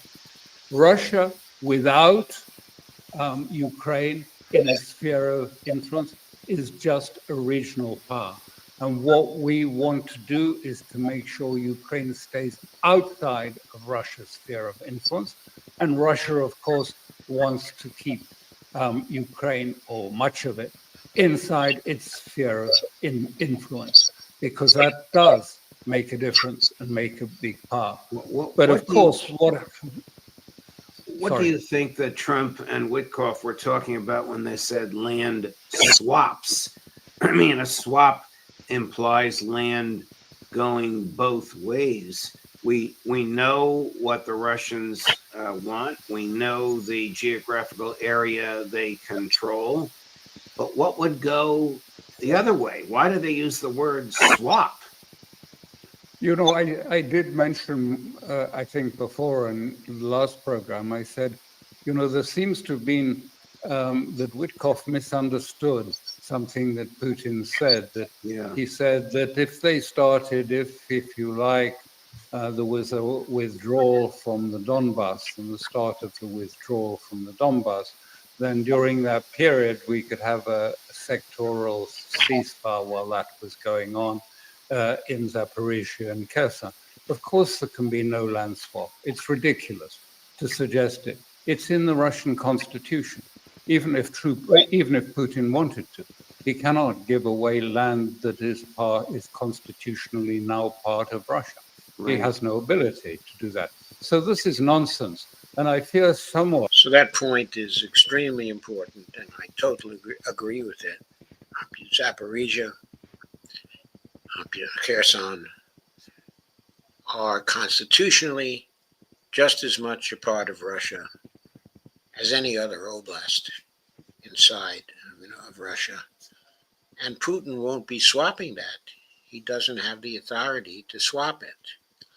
And even though in the West he's viewed as a dictator who can have anything he wants in Russia, and do anything he wants in Russia, that is not the true state of affairs. Yes, he has tremendous power, tremendous influence, but he operates within the framework of Russian law, the Constitution, of Russia. And in his long career, he has shown that he does not, he tries to operate within constitutional bounds and legal bounds. It's often been noted how legalistic he is in terms of approach to things. He's not like Stalin. He's not like Hitler. He's not like, like Mao. He may not be a Democrat. He may not be an ideal for democracy, but he respects his culture and he respects its laws and its constitution. He was instrumental in forming it all. That Witkoff, I'm sure he's a very intelligent man, but somehow I think he gets a bit befuddled. I mean, the Ukraine is complicated. There's a long history to it. And he says sometimes things that, cause more confusion than help.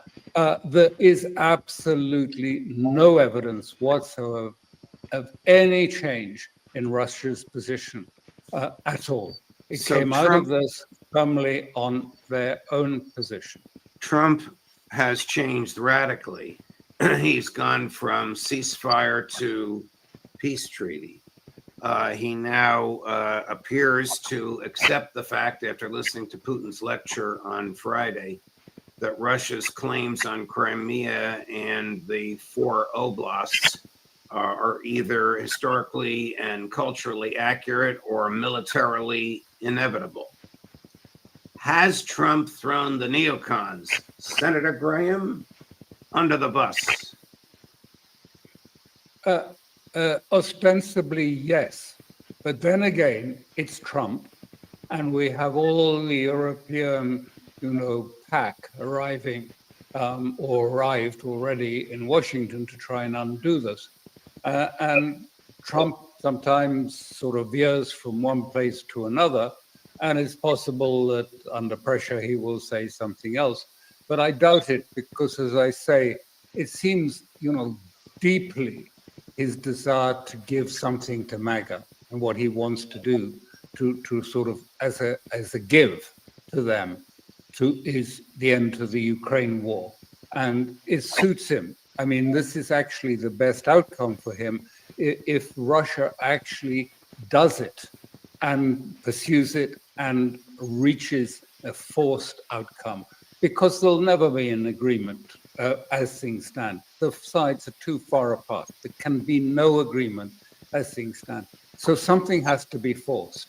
And this is what Putin is taking on his shoulders, to do the forcing of an outcome.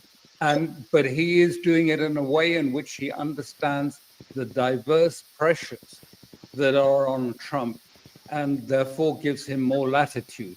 And so, Russia is not responding to all this sort of information flood, this flood of, suggestions of what was said in Moscow. He has given one statement to the Russian senior leadership, which said, this is what was agreed, that's it, and there were no concessions whatsoever.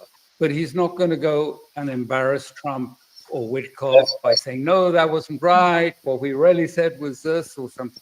No, the game of this, the deal of this is both sides now understand the position of the other and see that there is a possibility, it may not work, but a possibility that this could come, if you like, to a conclusion with Ukraine, and one that understands the United States needs, or rather Trump's particular needs, but also respects. And that's why I think already we started to hear them talking about the big picture, which I've always said would be where Putin would be going, to talk about nuclear issues, treaty, and the Arctic. And he did. And on the eve before Trump went off, he issued an executive order that defining Exxon's earlier interest in a particular field in the Arctic. So I think, I think both of them see a bigger perspective. And the important thing to remember is, what's the next meeting coming up, or maybe coming up? Well, which it is at the beginning of September, is the 80th anniversary of the Japanese surrender. And they are celebrating that in Beijing, and Putin is going, Xi obviously is going, and it's suggested that Trump will be invited. This is Trump's, this is, if you like, the perspective that Putin and Xi are deliberately holding out to Trump. You know, we can sit with you and we can find a strategic perspective, not just about Ukraine. We can move beyond it, and you can suggest this is a great victory. And it will be a victory in a certain way, yes. Alistair Crooke, thank you. Yeah, that is, of course, a wonderful point, a very, very important point. It will be interesting to see if Trump gets an invitation to go to China, and if he accepts the invitation, because the trilateral meeting between Putin and Xi and Trump is far more important in the long run than a trilateral meeting between Putin and Zelensky, okay, and Trump. But this last is small potatoes.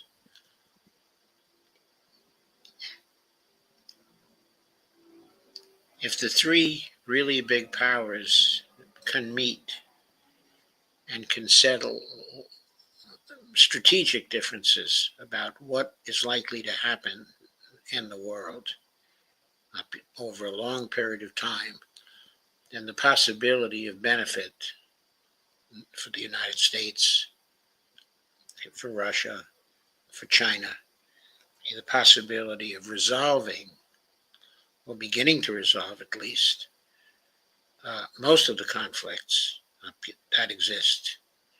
The possibility of Trump coming to understand that China doesn't want to present a military threat, that what they're looking for is doing business, okay, and peaceful competition. Trump may be very ready to accept that. These tariff wars could end. The uncertainty that's besetting American business at this point could end. Many of the difficulties we're going through can end. And Trump has the possibility of making himself a hero.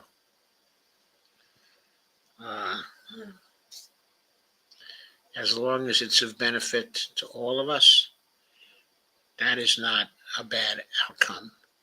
As much as we might object to Trump for his actions here at home and for his attempts, okay, to control everything, and his absolutely brutal internal policing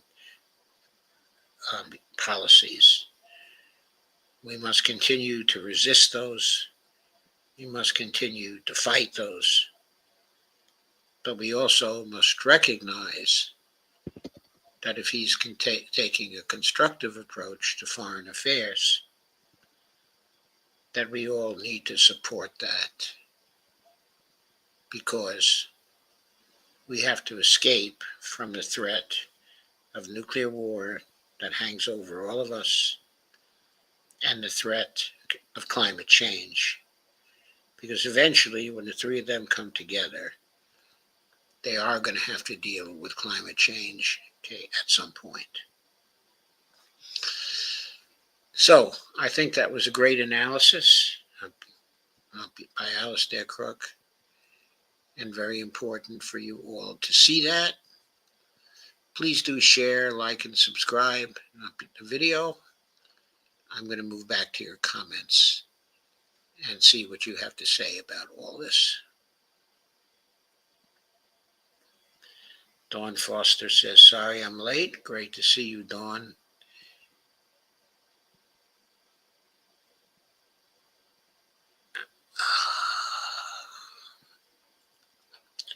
There were a number of comments.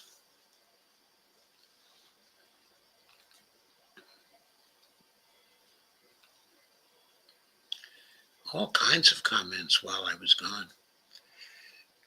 I'm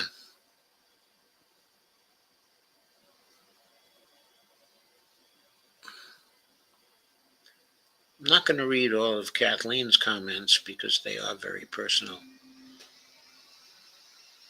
and don't really speak to the subjects, okay, of this video.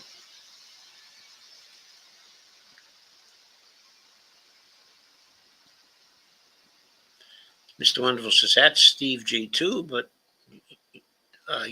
what is interesting is that there's not a single MSM that dared to report on anything going on in Donbass besides American independent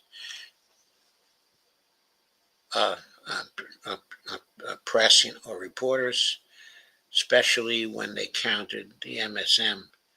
Mr. Wonderful says, Steve G2, now why is that?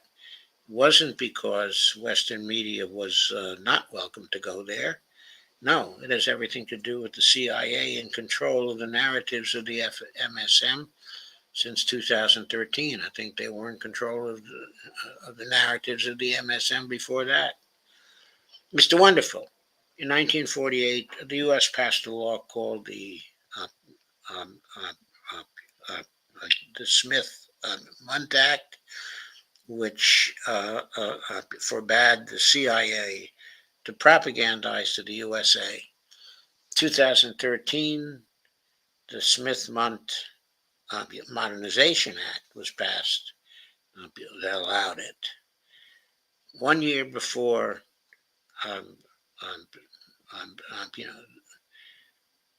the overthrowing of the Ukrainian government by the Maidan. Mr. Wonderful is right about that.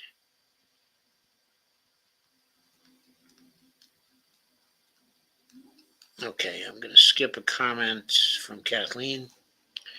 And Mr. Wonderful says that Steve G2, and you want to know what else? That children's camp that Ukrainian kids were sent to has never refused any media coverage about it. Yet only independent journalists have gone there. Steve G2 says, rest in peace.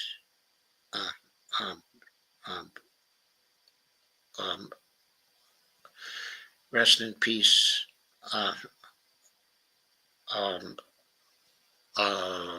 Gonzalo Lira. Indeed, rest in peace. Mr. Wonderful says, at Steve G2, not even the ICC dared to go there. And yet, the RCC should well have gone there before they indicted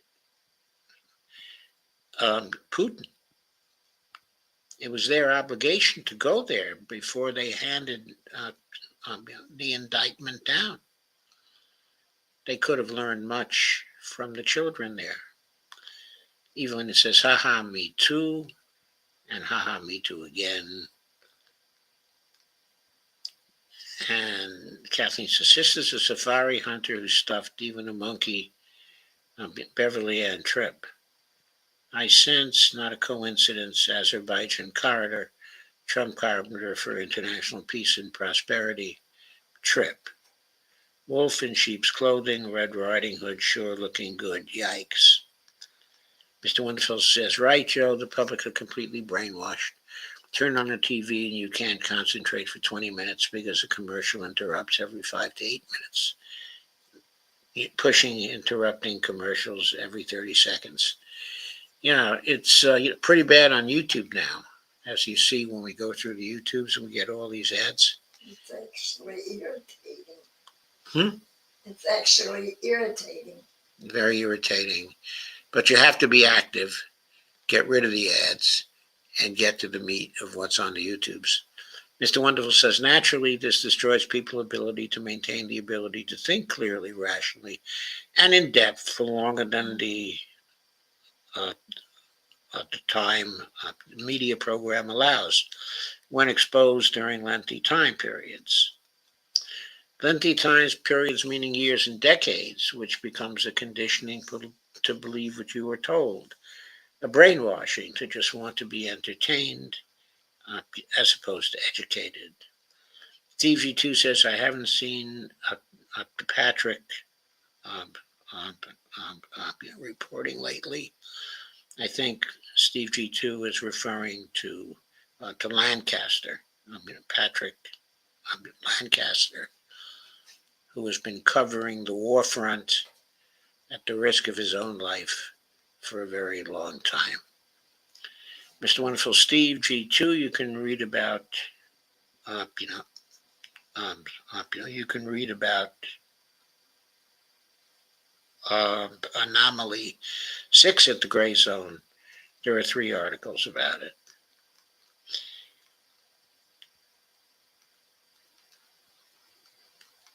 Mr. Wonderful says, at Steve G2, actually, if you use the search tool via the Gray Zone, you want to search about it by typing Anomaly and the number 6, not 6 as in SIX. Steve G2 says, Lancaster have been commenting on X, though. Mr. Wonderful says, 3 articles titled, Leak Files Suggest Hidden British Hand in the latest Kerch Bridge strike. British-run spy tech powers the Ukraine proxy war, putting civilians at risk. Okay, and another. Titled Leak Files, Private Spying Firm Targets Global Population with Illegal Skyware. Kathleen says, yes, small potatoes. Dawn Force says, sorry I'm late. Evelina says, and the planet, a hot potato.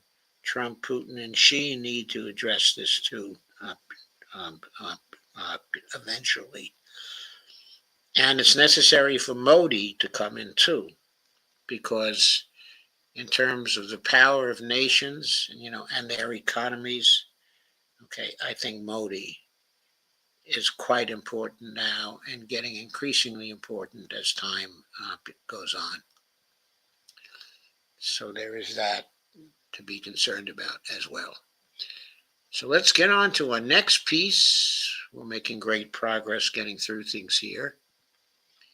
The next is a piece by Pepe Escobar. Okay, and Dee, I think it's your turn to. Yes, it is. Right? Yes. Yes, it's my turn. Okay, so I got to share it. And I will share the screen.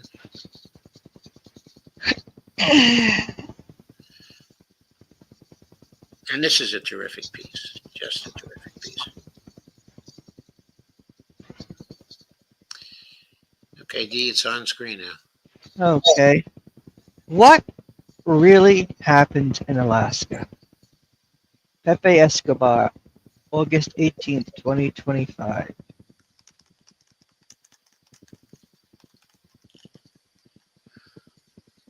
The Putin-Trump meeting, dropped some important veils.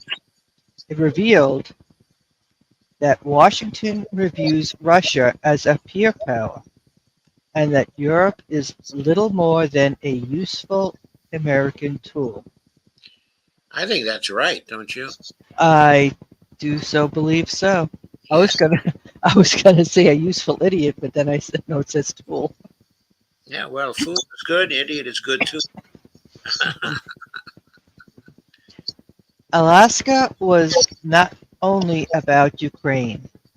Alaska was mostly about the world's top two nuclear powers attempting to rebuild trust and apply the brakes on an out-of-control train in a mad high-speed rail dash towards nuclear confrontation.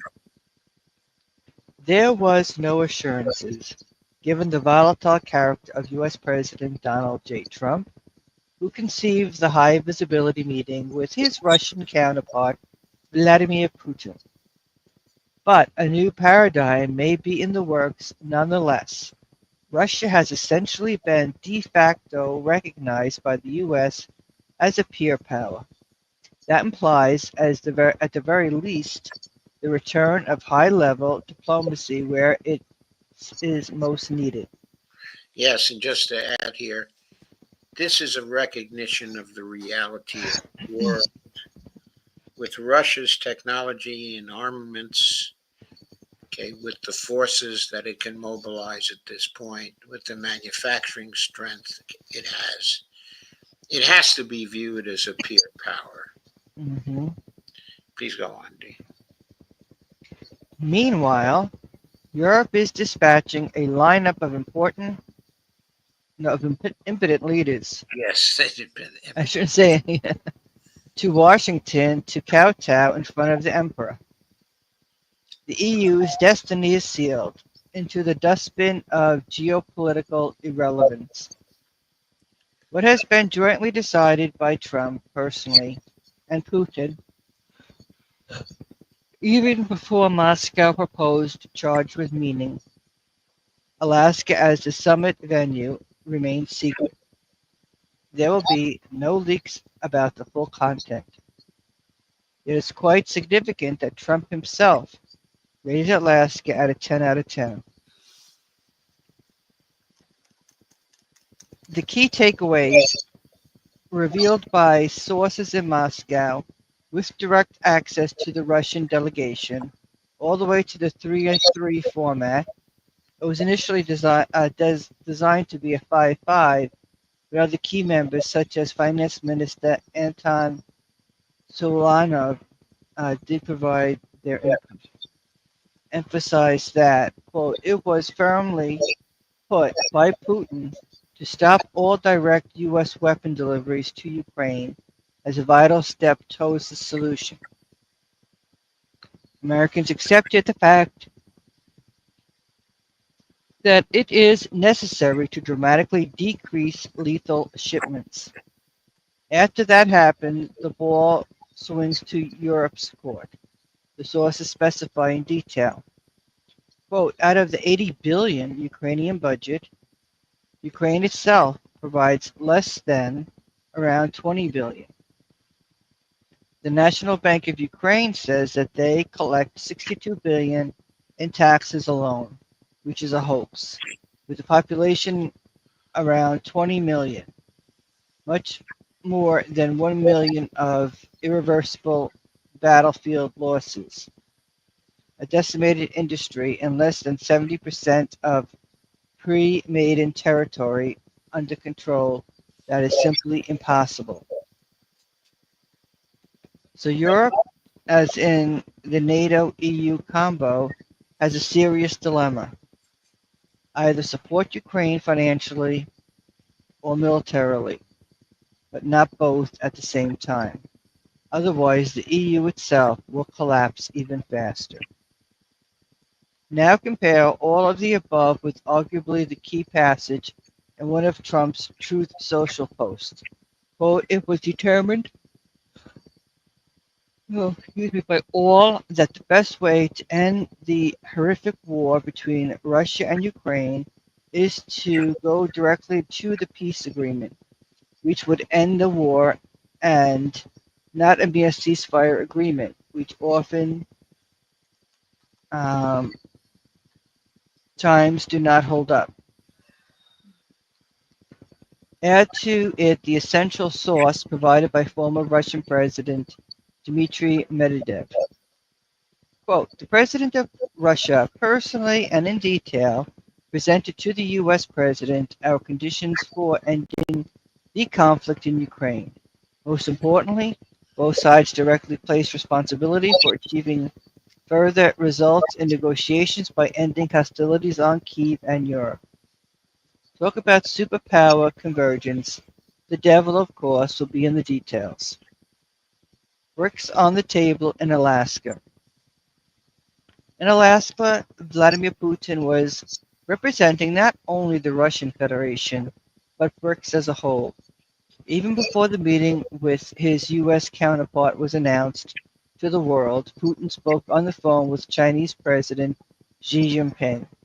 After all, it's the Russia-China partnership that is writing the strategic script of this chapter of the new Great Game. Moreover, top BRICS leaders have been on a flurry of interconnected phone calls, leading to forge in Brazil's President Luiz Inácio Lula da Silva's assessment of concerted BRICS front to counteract the Trump tariff wars. The Empire of Chaos, the Trump 2.0 version, is in a hybrid war against BRICS, especially the top five, Russia, China, India, Brazil, and Iran. So Putin did achieve a minor victory in Alaska. Trump, quote, tariffs on Russia oil buyers not needed for now. I may have to think about it in 2 to 3 weeks. Even considering the predictable volatility, the pursuit of high-level dialogue with the U.S. opens to the Russians a window to directly advance the interest of BRICS peers, including, for instance, Egypt and the UAE, blocked from further economic integration across Eurasia by the sanctions, tariff onslaught, and the accompanying rampant Russophobia. None of the above, unfortunately, applies to Iran. The Zionist axis has an iron grip on every nook and cranny of Washington's policy vis-a-vis the Islamic Republic.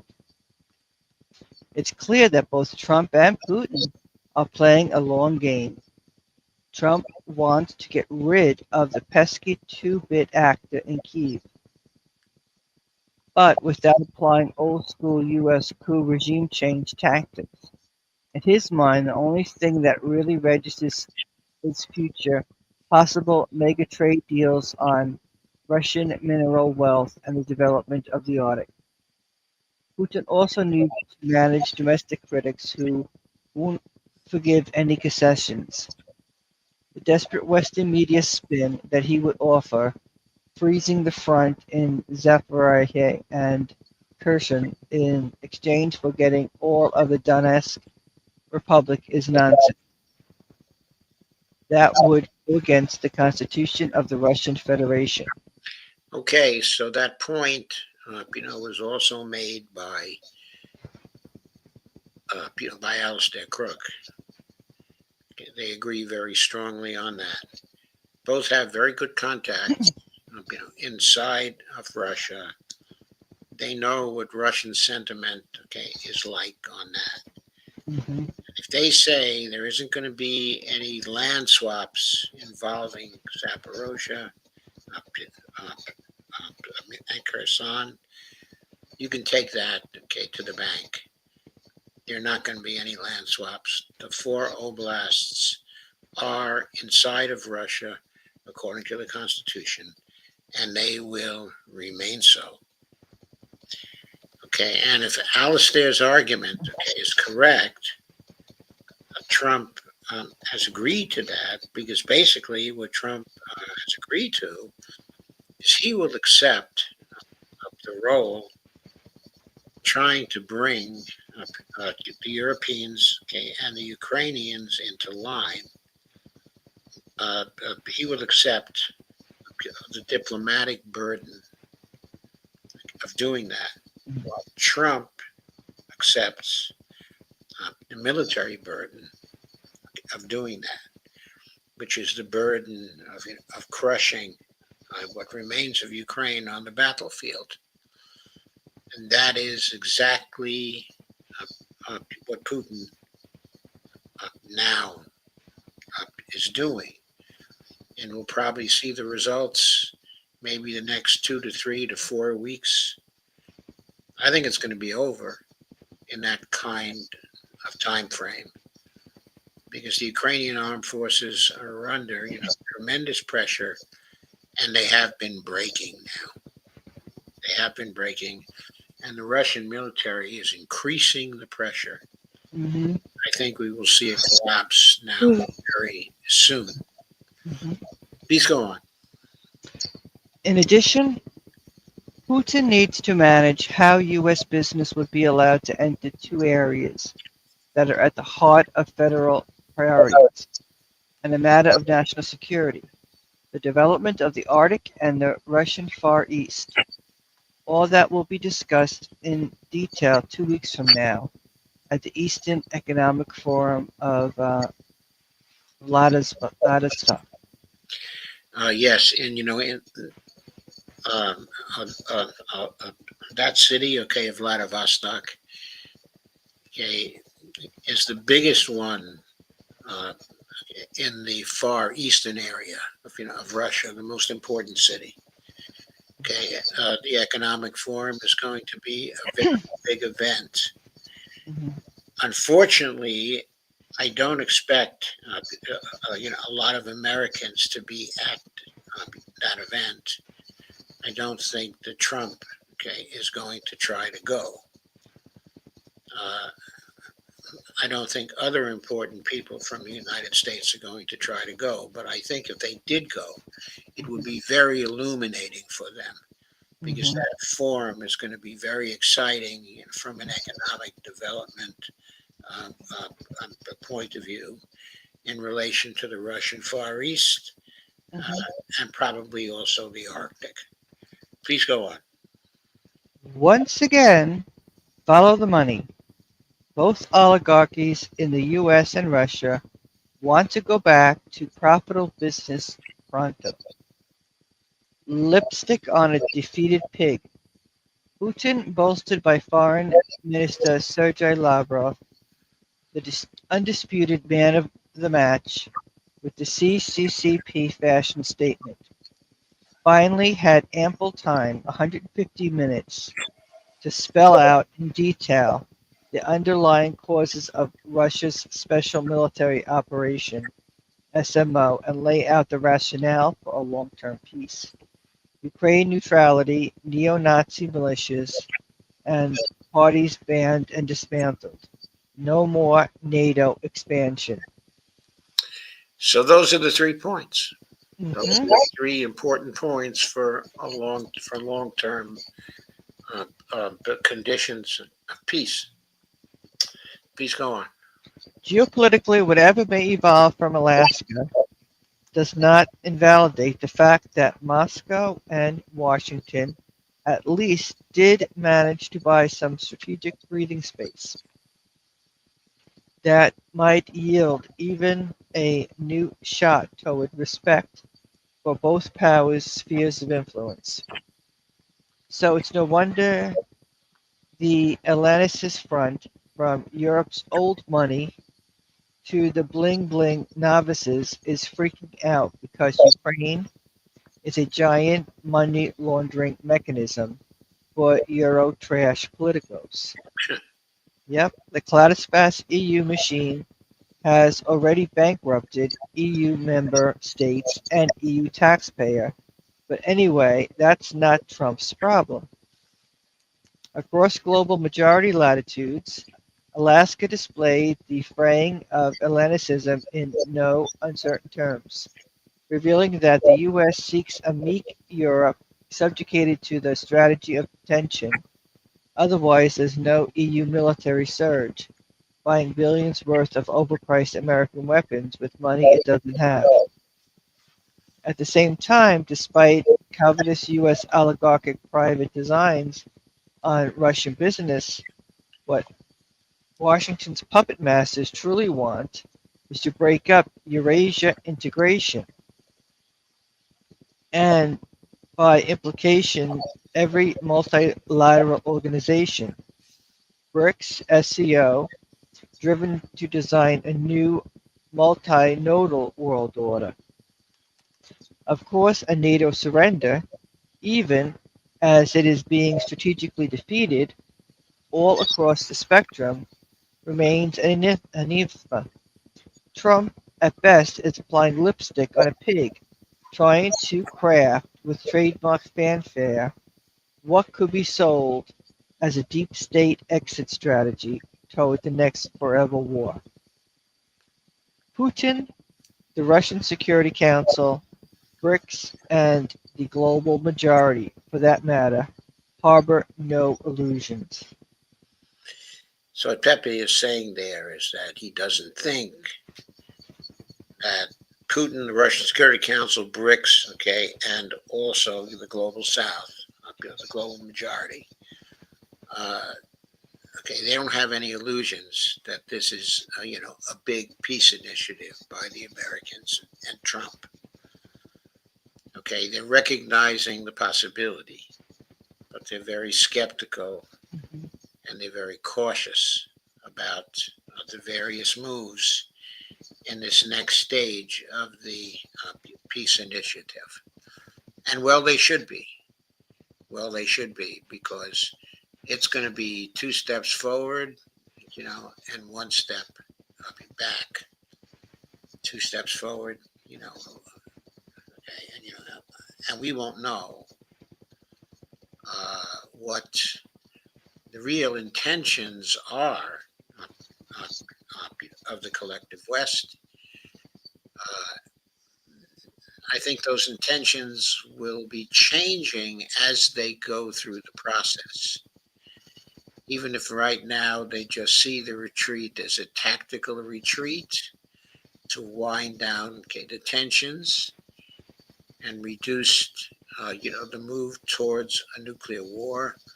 I think in the act of winding down the tensions and the presentation of all the new opportunities by Russia and China, I think that attitudes may change, and that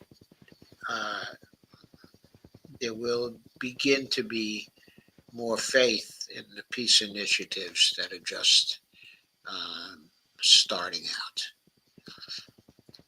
But it remains to be seen. We will know more over the next 2 months as to whether what went on in Alaska was really the start of something new and something decisive in terms of changing the world order. And with that, we'll see your comments again, but we are now turning to the second of our topics, okay, which is whether there's any possible for security guarantees. But before we do that, I will take a look at your further comments. Steve G2 says, Dawn Foster, no crown for you. Evelina says, do you think Europe will rearm or in the end desist from the idea? If the present elites stay in power, they're probably going to try to rearm. But if, as we think, Starmer, Macron, okay, and Merz are soon to be kicked out, if we also think the EU is likely to break up, and von der Leyen, will be left in, an isolated mode. If we also believe that NATO is going to break up and the East Europeans are basically going to leave NATO, well, in that situation, it's less likely that Europe is going to rearm. Mr. Wonderful says the sources have to do with British involvement in tracking people that Ukraine wanted to murder. Via Miradovets, i.e., journalist. Also, I agree that Ukraine's tax revenue exceeds its population, and that is because of the scam call centers netting hundreds of millions targeting Russian civilians. Interesting comment, Mr. Wonderful. Thank you for that comment. So let us move on to our next piece. We have two left, and we are, I think, at least somewhat within reach of our schedule here. We'll probably run over, but it won't be radical.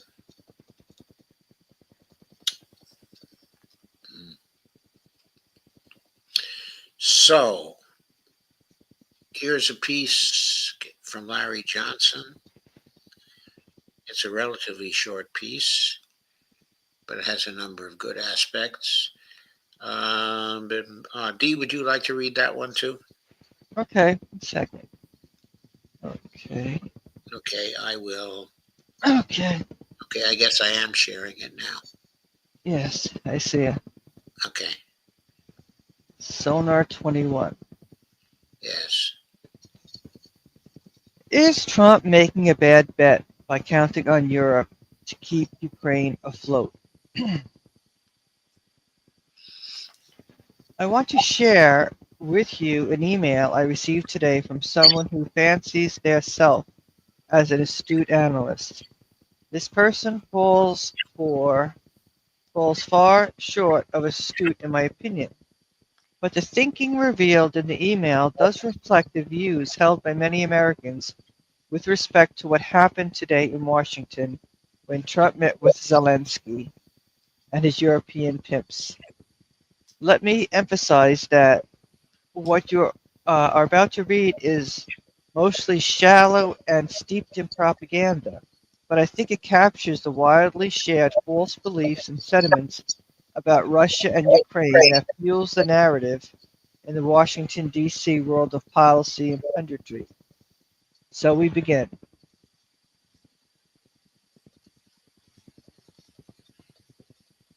Oh, I'm sorry. I am remiss. Okay. While there is every reason to believe they have a very long way to go to get a real deal signed, and Putin may never agree to end the war, what Trump pulled off is historic and quite extraordinary. Trump once saw these same leaders ridicule Trump and laugh at him. Today, they came to the White House to meet with Trump as their leader. Never in history has there been a meeting like this at the White House. Never has there been such a showing of support and coordination on such a critical topic. Putin was a huge loser today. Zelensky and Trump were like best buddies, and the whole group was united. Putin has failed totally to drive a wedge between Trump and Europe. He has failed to take the extra land he thought he could before any negotiation. In 2022, he controlled approximately 46,000 square miles. Today has been about 44,600, just 19% of Ukraine after losing enormous numbers of men, whether it is the 1 million the whole world believes or 700,000. It is a giant cost to have gained zero at a financial and economic cost, while at the same time destroying the economy, which the entire world, including the Russian finance minister, says is now headed to recession. What is Larry Johnson doing quoting a moron? The focus on military production has caused the civilian sector to have declining production, down 1.9% last quarter, increasing bankruptcies and continuing high inflation and very high loan rates. He is now faced with the prospect of an untied front that will impose oil sanctions and enforce them with India, and will put China in a tough spot. Uh, as I indicated in my introduction, the author of this email is a person living in a delusional world. For starters, when Trump assembled the European leaders in attendance in the East Room, along with Zelensky and the reps of NATO and the EU, he allowed each to speak. Merz of Germany, Macron of France, Starmer of the UK, NATO Secretary General Rutte, and the EU's von der Leyen all emphasized the need for a ceasefire. Trump rebuffed all of them. He knows as a result of his meeting with Putin on Friday that is a non-negotiable item for the Russians. While the Europeans were polite and showed deference of a sort to Trump, they were still pushing hard for a ceasefire and bone-crushing sanctions on Russia and its partners. The neocons and their acolytes continue to rely on false assumptions about Putin, about Russia's military goals, and, as I explained on yesterday's post, about the Russian economy. Okay, which, by the way, is a very good post. I just didn't have the time to include it, okay, in this broadcast, but I recommend it highly. Putin and Russia are not measuring success in terms of the amount of territory captured from Ukraine. Russia's goal from the outset remains the same: demilitarize and denazify. They're right, and also neutralize. Mm-hmm. In other words, neutrality, okay, of Ukraine is very important to them. Mm-hmm. Please go on. Notwithstanding the wishful thinking in the West that Putin will abandon these objectives to secure a fraudulent peace with the West, Putin is not going to accept any deal that fails to achieve these objectives. Were he to do so, I believe he would be removed from office. Many in the West fail to appreciate there is a significant opinion in Russia that Putin has been too soft and too accommodating of the US and NATO. What the person who wrote the nonsense that I quoted above fails to grasp is that the US, not Russia, is becoming more isolated in the world. The economic damage inflicted by Trump's tariff scheme will only start being felt in September and October, but it already has caused political damage to US foreign relations by alienating countries such as India and Brazil. Can Europe shoulder the burden of keeping Ukraine afloat as Trump appears very committed to stop sending the folks in Ukraine free weapons and plenty of cash? Just take a look at the debt to GDP status of 8 of the NATO countries.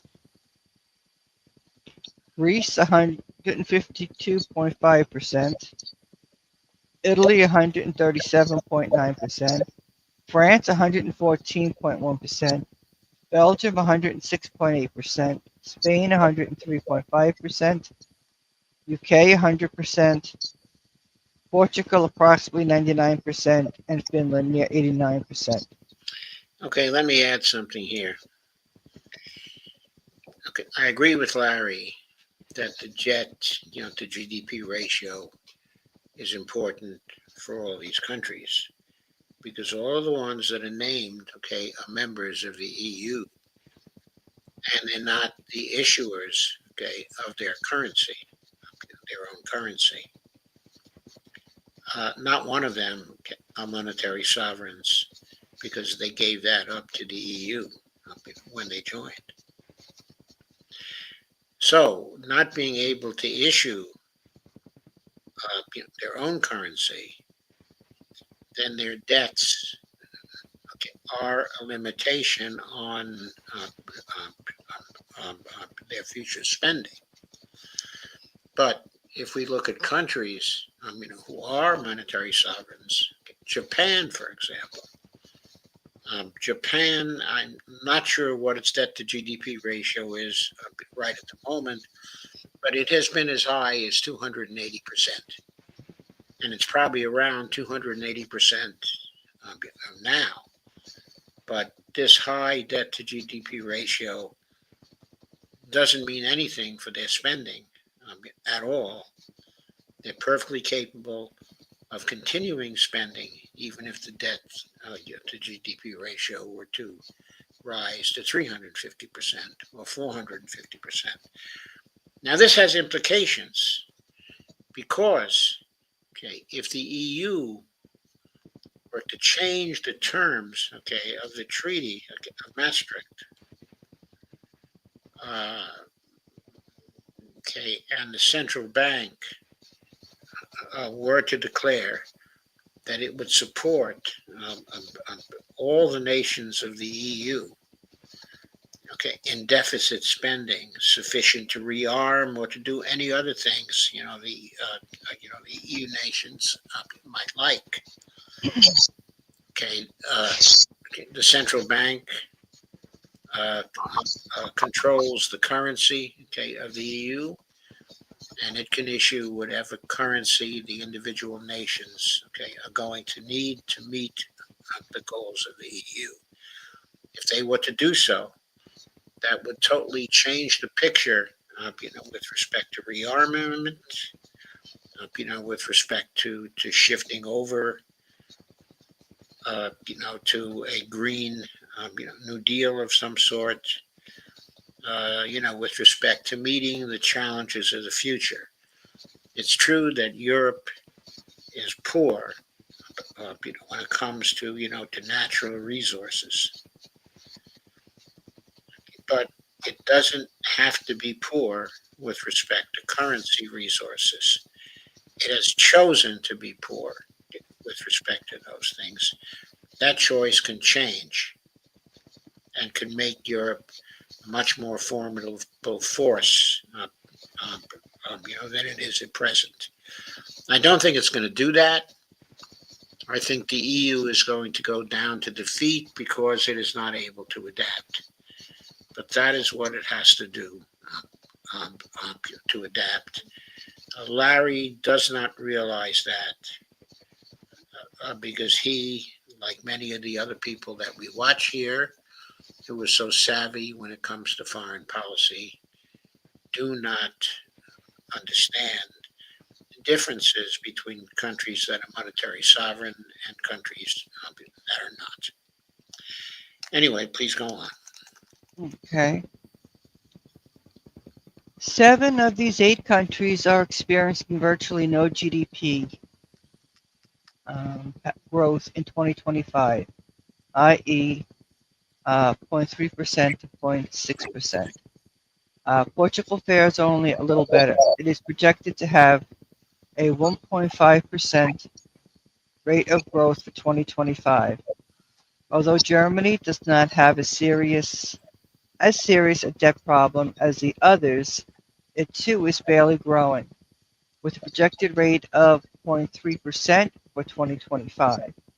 Where are these countries going to find the cash to buy expensive weapons from the United States in order to supply them to Ukraine?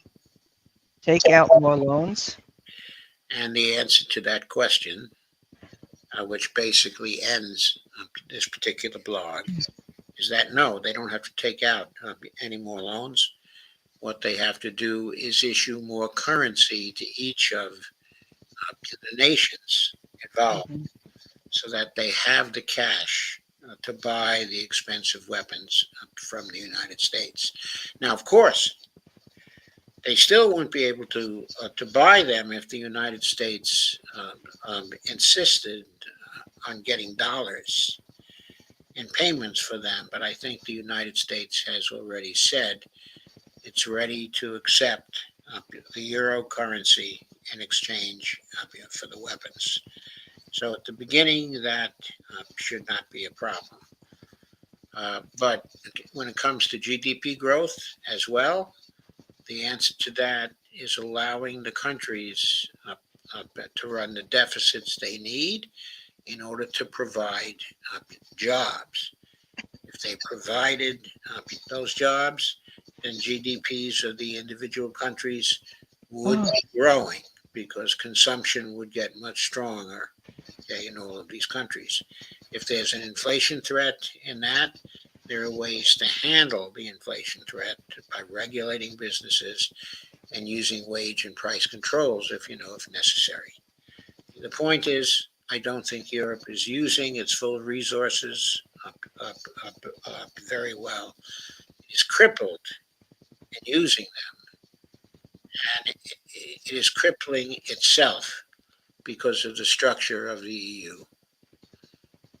Okay, so I think that is very important. So the EU is not a reliable partner. The EU nations, the Eurozone nations, the NATO nations are not reliable partners for funding a continuation of the war. No. They won't be able to do it. Okay, they're going to give up. If the United States withdraws support, the war is going to end. Mhm. So let's look at your comments, and then we'll go to the rest of our videos. And the Earl of Lurl is here. Let's see. There are more articles.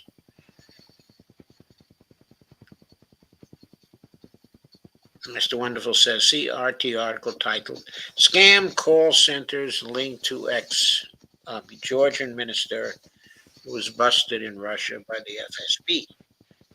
That's wonderful. Thank you, Mr. Wonderful.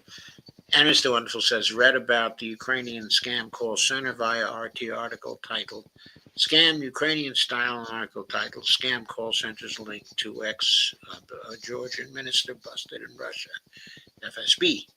Earl of Lurl says, hi, guys. Mr. Wonderful says, Earl of Lurl, welcome, cheers. Evelina says, isn't Austria under a neutrality agreement? Yes, it is under a neutrality agreement. Why can't this happen for Ukraine as well? And the answer is, it can happen for Ukraine. That's what Russia has been trying to get for all these years. After the war, of course, it's too late for Ukraine to have a neutrality agreement and to have the same geographic extent it used to have, because Russia has been forced to fight a war. It's going to take territory. It will not allow ethnic Russians to be ruled by the Ukrainians any longer, not after what's happened. Now, there still can be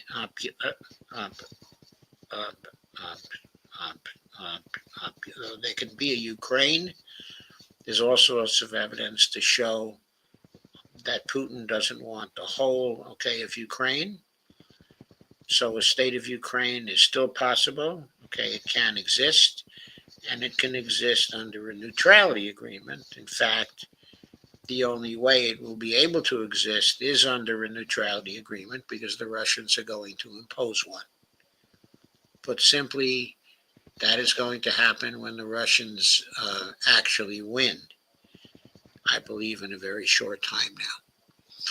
So let us go to the last of our pieces for the night. And that is a video from Colonel Macgregor.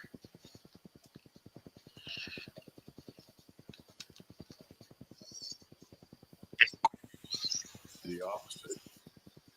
And I think... Okay, this is from the judge today. Interview of Colonel Macgregor. And we started anything particular about what they're talking about when they say security guarantees for what remains of Ukraine after some mythical peace agreement. Maybe I'm being snarky by calling it mythical. What is your big picture take on what happened in Alaska on Friday? I think we saw tangible, concrete evidence for President Trump's desire to normalize relations with Moscow. I think it's very clear. President Trump treated President Putin with great cordiality, in contrast to his predecessor and so many people in Washington that do the opposite. And I think he recognizes that, quite frankly, we have reason to cooperate on every level: economic, political, military, diplomatic. The problem is we've got this rogue state that is now in the last hours, I would say, of its life in Kiev. And he's got a problem with the Europeans, particularly in Western Europe, the globalists, who see this as a fight against Russia on behalf of globalism. He's not interested in that fight. He's happy to support a strong nationalist Russia that rests on the foundation of Orthodox Christianity. He sees nothing wrong with that. He wants to do business with them. He sees them as potential strategic partners. But he feels constrained regarding how far he can go. That's why he's meeting with the West European leaders today, leadership of the EU. We'll see how it turns out. We know what he would like to do. Now we'll find out what he decides he can do. Before Friday's meeting, actually, on his way there, he gave an interview to my friend and former colleague Brett Baer at Fox News, in which he restated he'd be very angry if there weren't a ceasefire as a result of his conversations on Friday.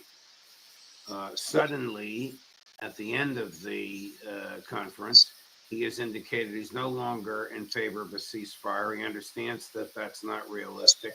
He recognizes that Crimea has been, and will remain a part of Russia, and that NATO should have no place in whatever remains of Ukraine. But that is a... So, what accounts for this change, in his position? He stated a position on the plane traveling to Russia. That's what accounts for the change. The 3-hour meeting with Putin, and Lavrov, who finally exposed him to facts which he could not get from the intelligence agencies of the United States. That's what caused, the change. Of course, I think the Russians told him enough also to recognize that his intelligence people were lying to him. Maybe in the future he will pay closer attention to Tulsi Gabbard, who he has isolated and doesn't want to listen to. Maybe in the future he will get rid of General Kellogg, who has been lying to him. Maybe he will get rid of Marco Rubio, who has probably been lying to him. Maybe he will get rid of the head of the CIA, John Ratcliffe, who has been lying to him. Mm-hmm.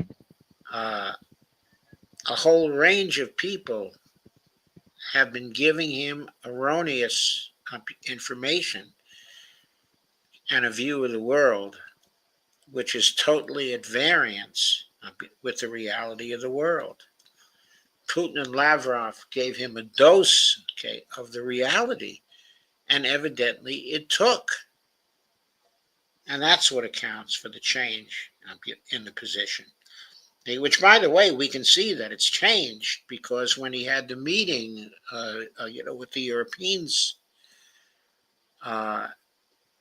he reflected this change in his opinion. He reflected that the ceasefire, unconditional ceasefire, was off the table. He reflected that he wanted to go directly to a peace agreement. So his attitudes were changed. And that was the success of the meeting. That's why we say it was a very successful meeting. Remarkable change. In my view, I attribute it to, he probably heard a lecture, President Putin's phrase, on the genesis and causes of the special military operation in Ukraine, the likes of which he'd not heard from any of the neocons that he brought to Alaska with him. Question: General Kellogg gone? Is he thrown under the bus? Are the neocons out of this picture? Well, I'm certainly going to keep my eyes on the street and hope, but it doesn't look that way. And I think President Trump, if he doesn't understand it, he needs to keep in mind that the CIA, along with MI6 in London and to a lesser extent Mossad, in this case in Ukraine, are arrayed against him. He's got to understand that whatever he decides to do, whatever orders he issues, he's going to have to follow them up very carefully, because the Central Intelligence Agency is into this business up to its neck, and they are going to do what they want to do unless he makes it abundantly clear that he will not tolerate disobedience. So I think that's very important. The second thing is that I think he knows that this will split NATO. The West European. Just to add here, Trump is going to have to actually play the part that he played on TV. He's going to have to say to people, "You're fired."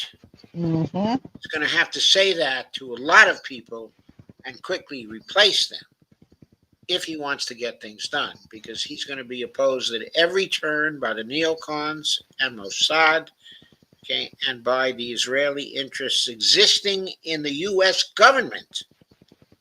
I mean, the U.S. government is employing a bunch of dual citizens and in the foreign policy area, and they have a great influence over foreign policy. If Trump wants an independent foreign policy, he's going to have to say to them, "You're fired." Exactly.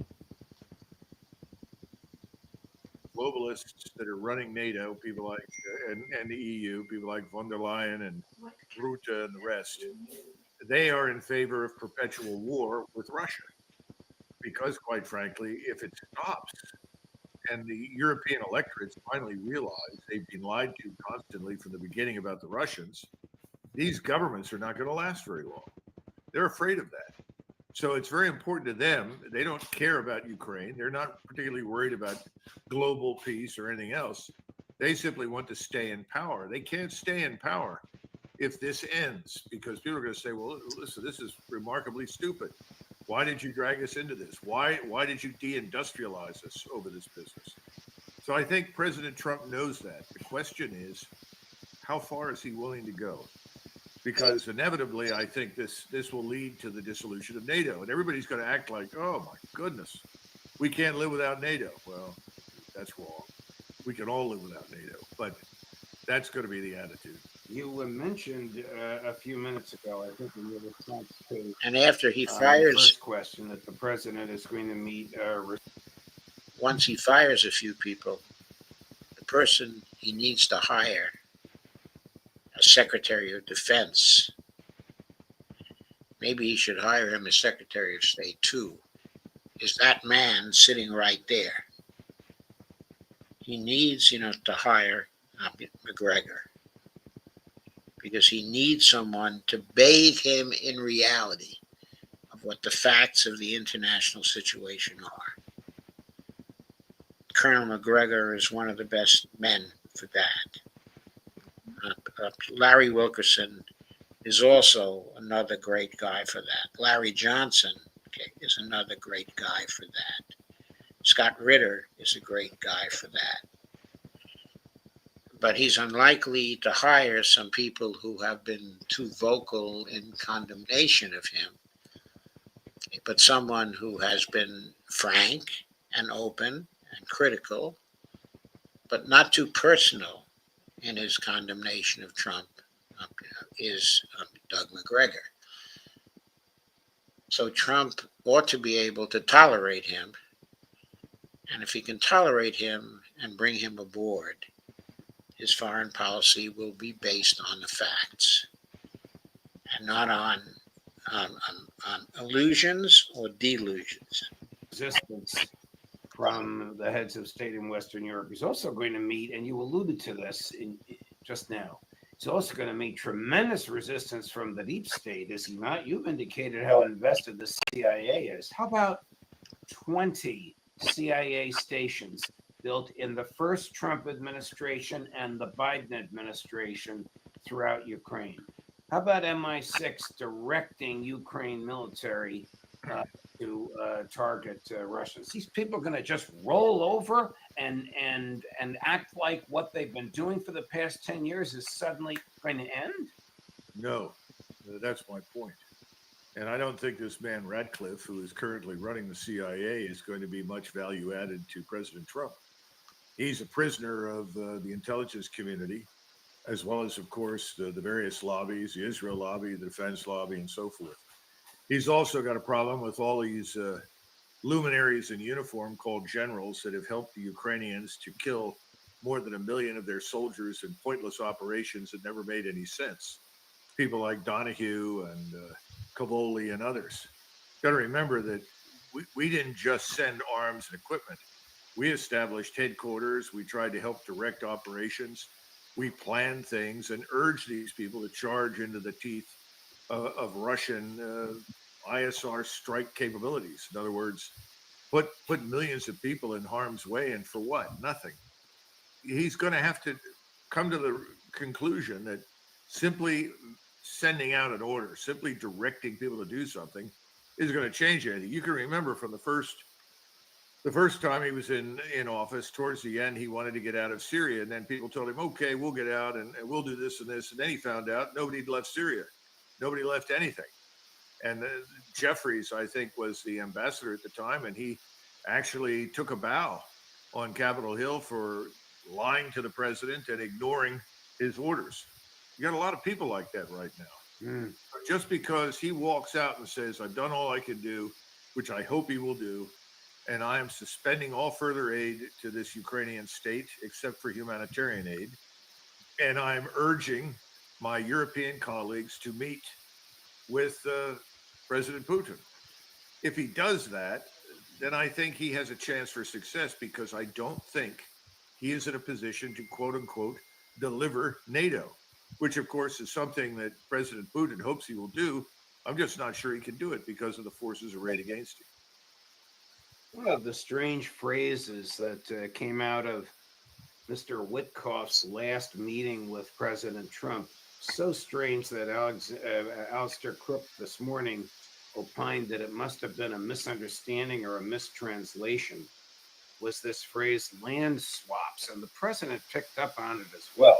I mean, isn't it inconceivable and probably illegal under Russian law that the Russians would give away some land to the Ukrainians in return for Crimea and the 4 oblasts that they've succeeded in dominating militarily? What could possibly have been meant by this phrase, land swaps? Well, my impression is that there was some flexibility on the Russian side about territory in Kherson and Zaporizhia, territory that could be conceded or quote unquote ceded to the Ukrainians as part of any sort of arrangement. Now, I don't know how far that goes, and I don't know the exact parameters. I was a little surprised to read that, frankly. But they did, President Putin did apparently say that, obviously the oblasts that are now part of Luhansk, Donetsk, so forth, and Crimea, those are part of Russia. That's not going to change. They're officially recognized constitutionally by the Russians, so that's not open for discussion. But there was some flexibility on Kherson and Zaporizhia. Now, the problem is you're dealing. Okay, the same problem exists with respect to Kherson, Zaporizhia. Constitutionally, they are part of Russia. And so Russia is not going to train for them.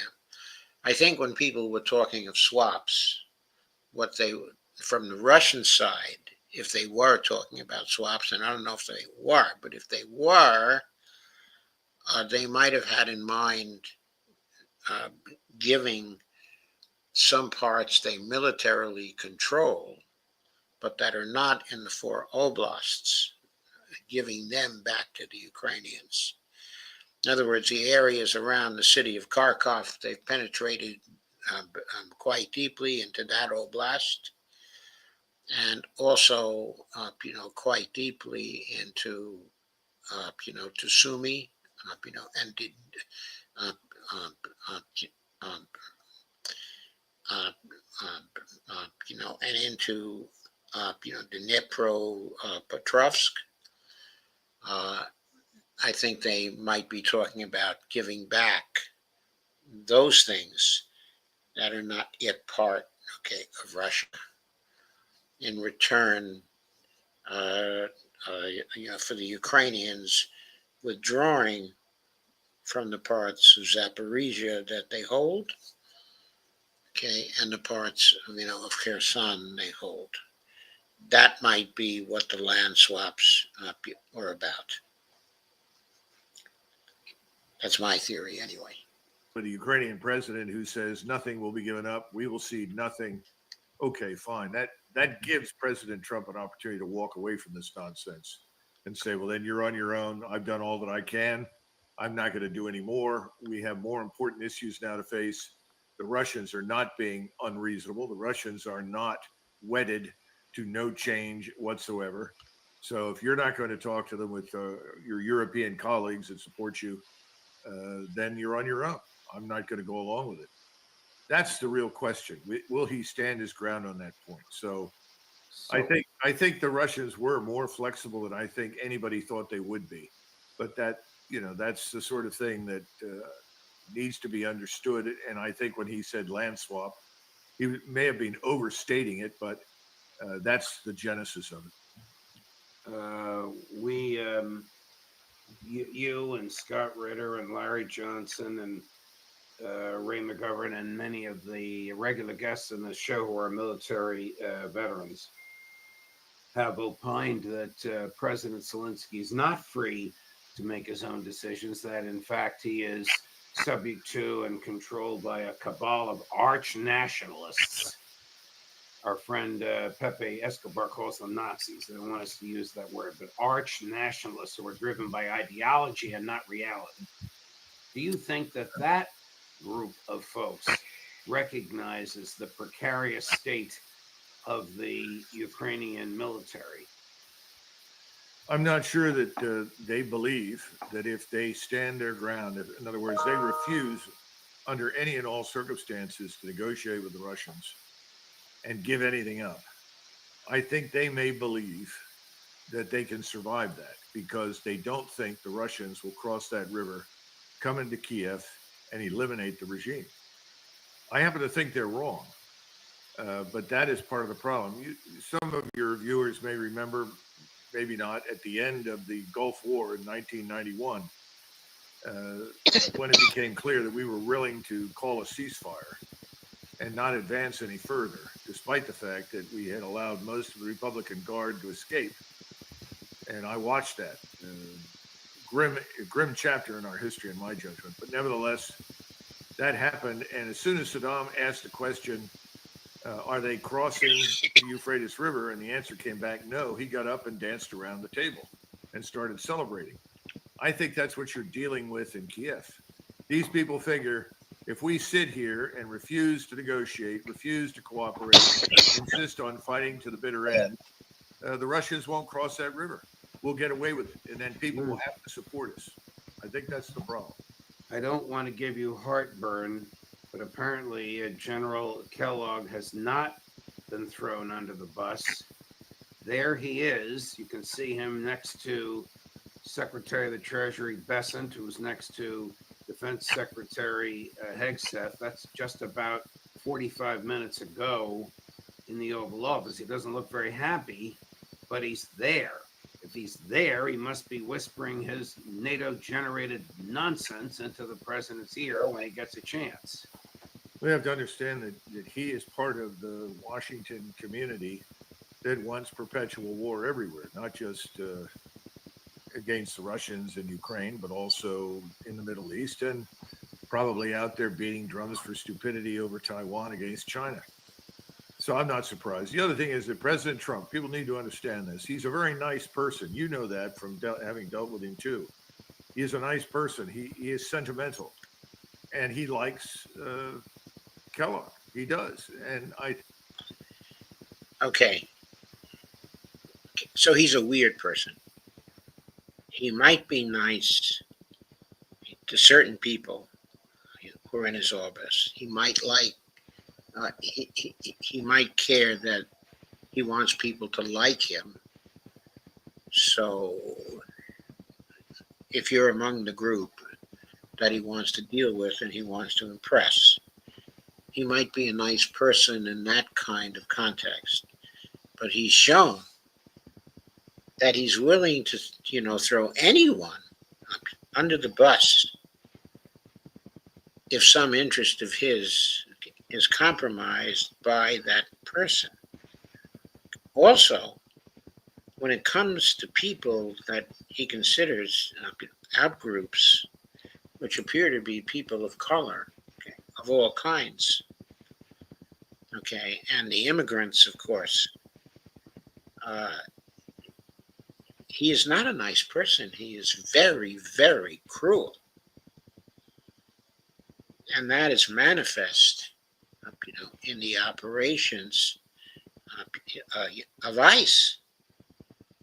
I mean, we're seeing it, every single day.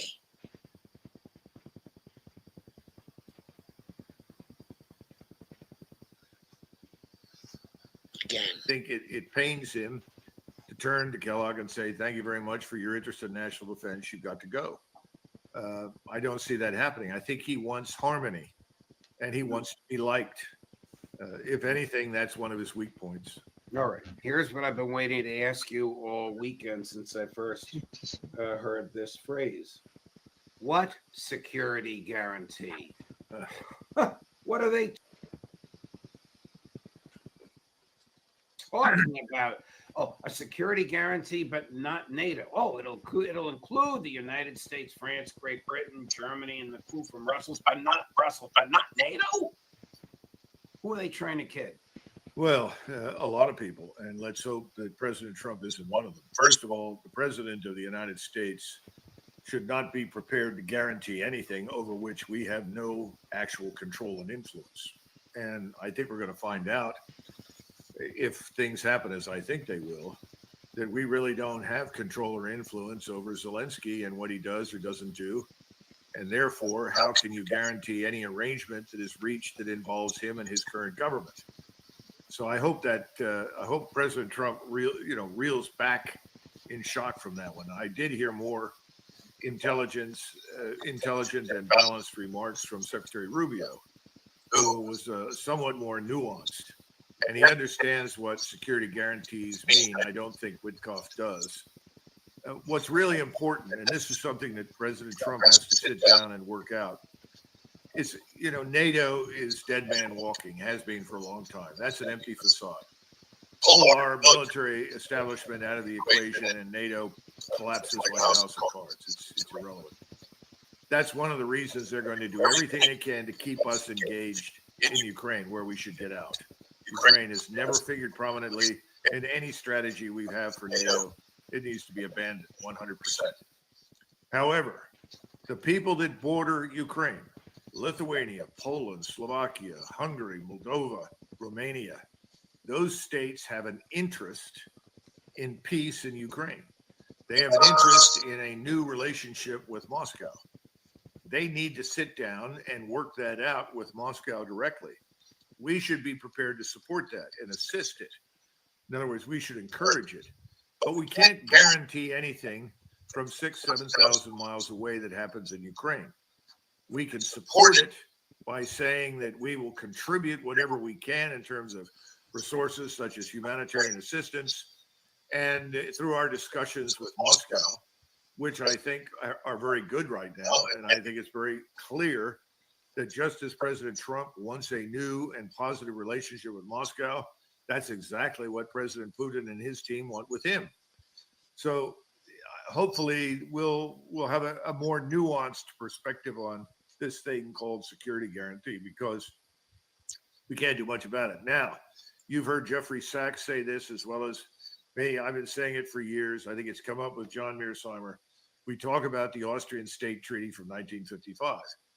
What a lot of people don't know is that the negotiating that went on in Austria and Vienna with the Russians was conducted by the Austrians. And the Austrians were the ones that helped draft that treaty.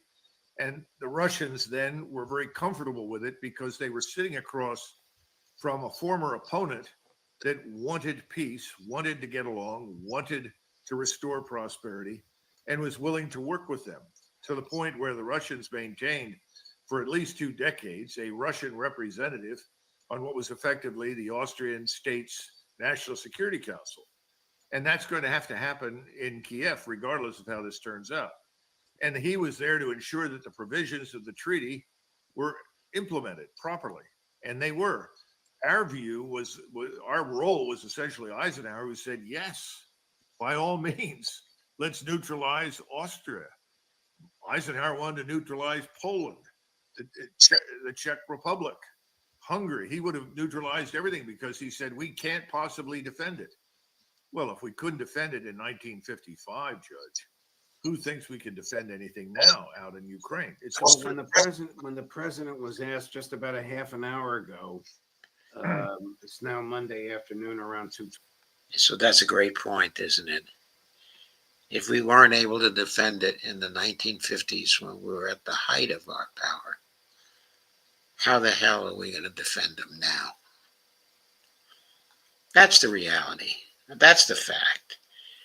We don't want to rearm to the extent we would have to rearm in order to defend them.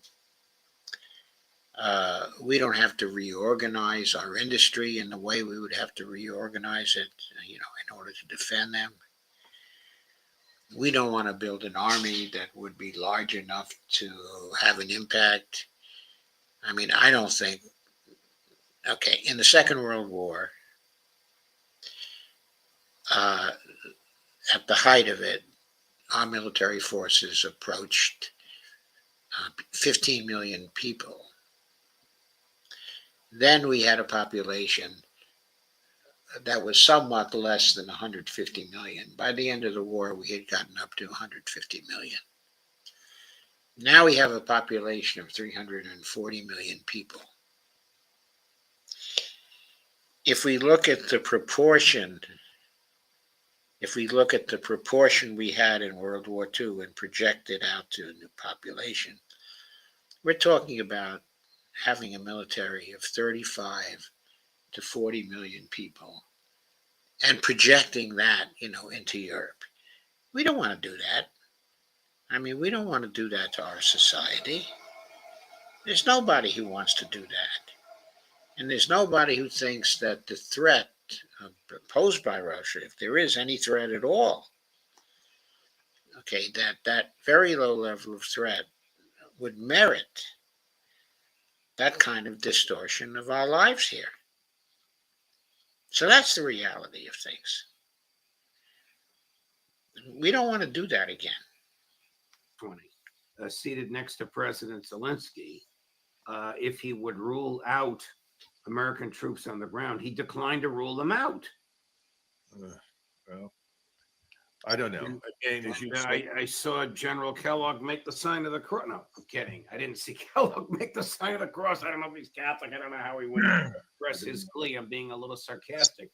But my jaw dropped when he, as I was watching, as he declined to rule out troops. Troops on the ground shouldn't even be in any American troops, shouldn't even be in anyone's mind. I would get all of the U.S. troops that are currently sitting in Poland and Lithuania and Romania completely out of the picture. We need to get out of those places. We need to make it very clear we're not underwriting any future wars with Russia, because all of this was provoked not by Russia, but by us in London. Yes. Followed up and supported by these other West Europeans. And as you pointed out, it seems as though the president has finally figured that out. Well, talking about the use of U.S. troops is just ludicrous nonsense. The other thing is that, remember, he's got these people that voted for him, and they voted really for an end to these endless conflicts and crises provoked overseas. Putting more U.S. troops on the ground over there is an invitation to trouble. So I hope he reconsiders that. Sometimes President Trump says things and then subsequently revises his opinion. I hope that will happen here. Well, we know he has done that. You know that from having been one of his senior advisors. I know that from having talked to him about the Supreme Court till I'm blue in the face. hopefully he'll do that here. But why would Vladimir Putin accept security guarantees with anybody's troops on the ground in Ukraine when he wants a neutral Austrian-like Ukraine? Well, he won't. That's obvious. And President Trump should understand that. If we're talking about guarantees, what could President Trump guarantee? He can guarantee that we will not push any forces any further east under any circumstances. He could set up a line beyond which no future European and American joint exercises will be held. I mean, there are all sorts of things. You can agree to what you will or will not do in the Baltic, what you will or will not do in the Black Sea. I mean, after all, that's the way we regard the Caribbean, correct? So there are ways to do this. Those things make sense. But if you're trying to guarantee the independence of this nascent Ukrainian state that emerges from the ruins of this war, and that is somehow or another going to develop along lines that Russia will accept, you've lost your mind, because the Russians are not going to refight this war. That's in the back of their minds. Why would we ever want to come back here and refight this? We don't want to do it. We want an arrangement that ends the hostilities, period. We don't want to return. So you can't get that if you start guaranteeing things with U.S. forces east of the Polish border. How I wish Trump and his people would listen to you, but I fear that a stake has not been driven through the hearts of the neocons, and they will rise up again, just like having General Kellogg there, nothing against him personally, and the president's comments that he wouldn't rule out troops on the ground. Well, we'll see where it goes, but the concept of a security guarantee has to be a non-starter for the Russians. Oh, absolutely. And I think President Trump knows this, but you've got to watch out for Senator Tom Cotton, Senator Lindsey Graham, and others on the Hill. They're not the only ones by any means. And then, of course, you've got his people surrounding Trump as it is. And I'm sure he's got to sit there and think, well, look what we've got committed in the Middle East. How much can we afford to bite off? You know, the good news is that if you proceed to normalization of relations with Moscow, that may be enormously helpful to us in the Middle East, bringing that terrible, terrible situation to an end. And I'm sure President Trump has probably voiced that and would like to do it. But again, he has just as much opposition to ending the atrocities in Gaza and future conflict in Syria with Iran. Right. It's a tough thing. You've got to be a very strong individual right now to be president of the United States. But here's the good news, Judge, and there is good news.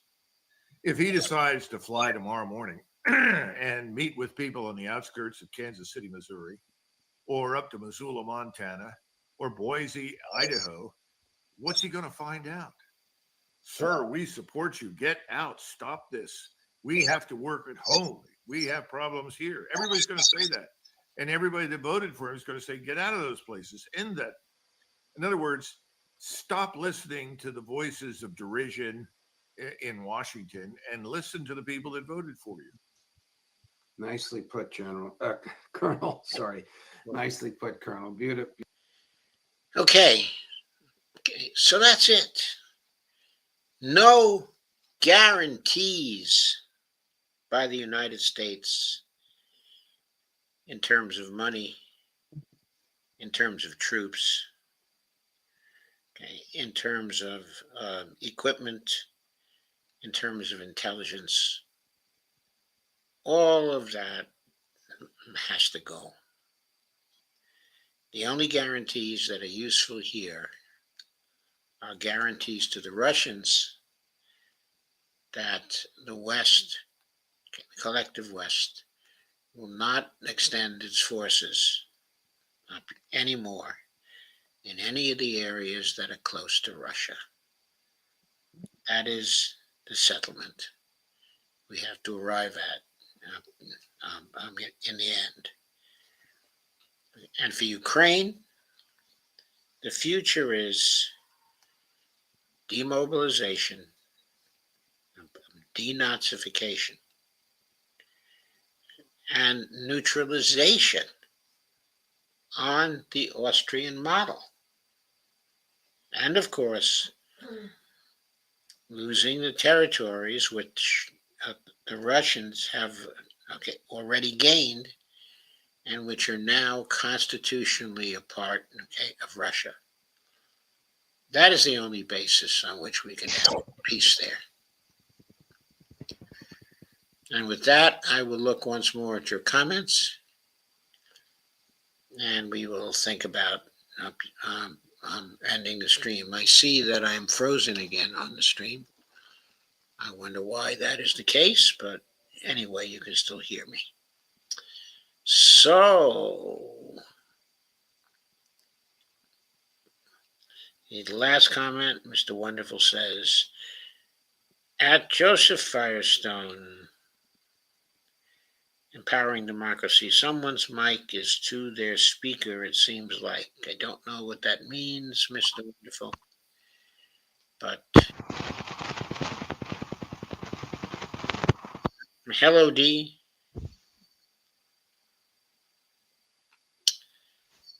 Hello, D. Hey, D, are you still there? No way, I'm not saying anything.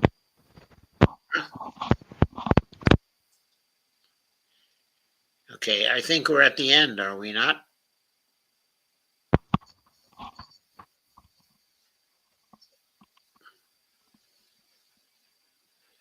Okay, I think D seems to have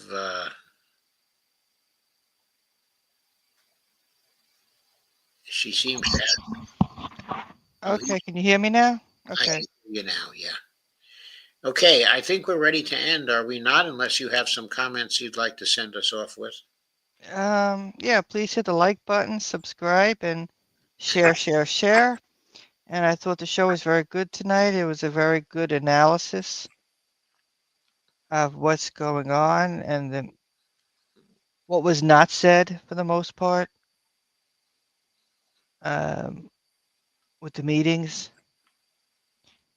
Because even like myself, when I was reading, I was going to overseas sources, and there was still that you're really not providing enough info. So I thought it was good with analysis of what was not said and why, and putting everything together. I thought so too. I thought the people that contributed tonight in their videos and the articles, we went over, were right on point, and together they created an integrated picture of what had gone on and an integrated picture of where we are now with respect to the peace process. And I think we have a peace process, right at this point. We have an idea of what things have to be done in order to bring forth the peace. We have an idea of a division of labor between us and the Russians in bringing about a situation of peace. And we even have some ideas that may be bringing forth peace inside of Ukraine can create a situation which is conducive to ending the wars in West Asia as well. We certainly can hope that is the case. It is a reasonable hope. So on that note, let us say good night. Thanks for It's good night. Good night, Bonnie. good night. Okay, good night, Dee, and thank you very much for joining me tonight and contributing. And thank you for having me. It was a pleasure to have you on. Okay. I will see you on Saturday. I know, right? As long as the creeks don't rise. Exactly. And yeah, and everybody stay safe. I know on the East Coast, there's reports about with Erin on its way. Yes, there are reports. So we may be getting a hurricane soon. In fact, I have to check out where that is. because I've got some plans to go various places and run various errands and things like that. And I'll have to take into account any possible hurricanes coming to Ashburn, Virginia. Yes. Well, they had hurricane warnings here. Oh, they do? Remember? Oh, so I have to look at that closely. Yeah. Okay, Evelina says good night, and Mr. Wonderful says take care, everyone. Mr. Wonderful says Joseph Firestone, Empowering Democracy, another great show. Well, thank you, Mr. Wonderful. Okay. And good night, everyone. Okay, good night, Good night. Dee.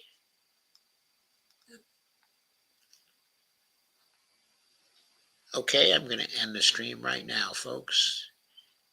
Everybody have a good night.